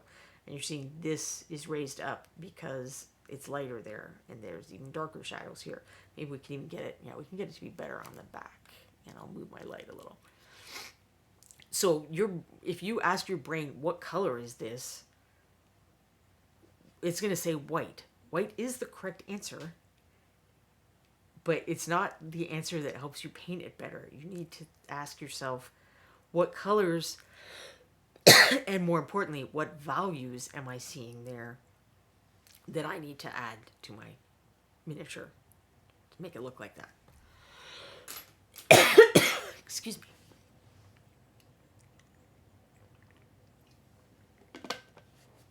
There is, on my blog, there are 2 posts. One is about shadows on faces and one is about highlights on faces.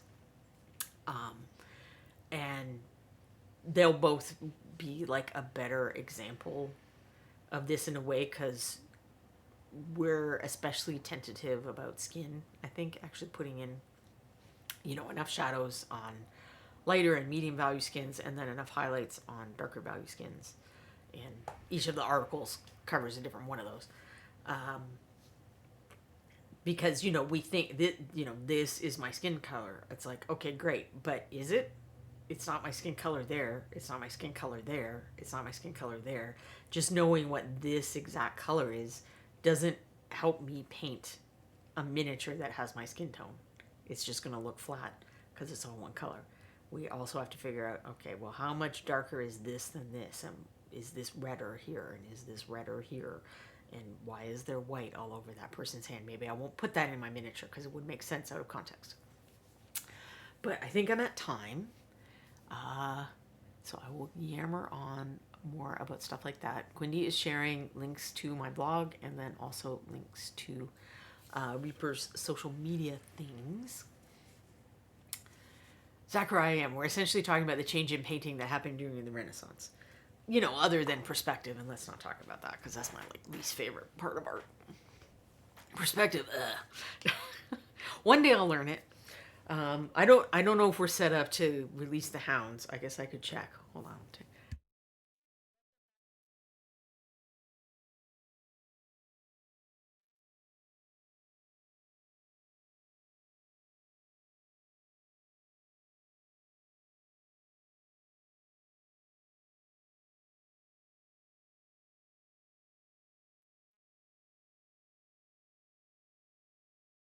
All right, hopefully some little adorable cats will be coming back to join us and completely destroy my life. So we want to cover the paint. We want to cover the paint before that happens. Here, kitties. Tabby. Try. Hi, baby. What's up? Was it weird? Was it weird being in a different room? No, you only get one room today. Try. Try. Come here. Where's your sister? Come here. Tabby. Try. Yeah, squeak, squeak. Yeah, the people want to see you. Tabby. Hi, baby. Oh. Here she is. This one's Chai. She looks like maybe she was sleeping and she's not totally awake yet. And I don't know what her sister's doing. What's your sister doing? She's the perky one. But she might also have been sleeping. So if you weren't here at the beginning, these guys live in my studio right now, which makes not only streaming challenging, but many other things. So I kept them here for the first few minutes of my show so that everybody can meet them, because I know most of us are animal lovers and they're pretty awesome and I want you all to meet them. But then we let them into the bedroom, which is also part of their acclimating to the house, you know, giving them just a bit new spaces to explore every day so that they don't get overwhelmed and freaked out. I mean, these are some pretty chill cats here. Blue 985. I do love a tortie. Me too. I love torties. My first cat as an adult was a tortie. And she was such a sweetie and they're very pretty. And then we had a dilute tortie, so the blue cream, which is also very pretty. I did look at 2 orange kittens as well, and then I thought about how 3 orange cats might be a lot. That's a lot of orange cats. Plus they kind of blend, that color just kind of blends into our floor for my husband, whose eyes aren't amazing. So I thought these darker cats would stick out a little well. Would you ask your sister to join us, please? No? Do you want to go see what she's doing? No, you can't go down the hall, though. Yeah, they don't enjoy their restriction. Everybody saying hi to you. Hi, boo-boo. Blue 985. All my cats have been strays or barn cats. We had the last 2 cats we adopted prior to this were cats that, well, one cat we found in our neighborhood, and we saw him repeatedly and eventually decided that he no longer had a home. So then his home was our home. And the cat before that, a friend had found on the side of the road. She was just a little kitten then.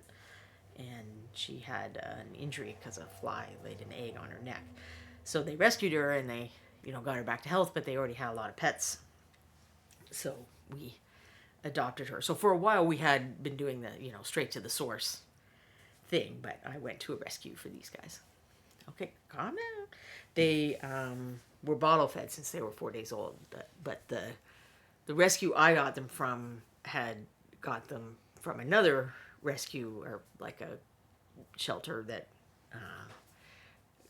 can't keep the pets forever.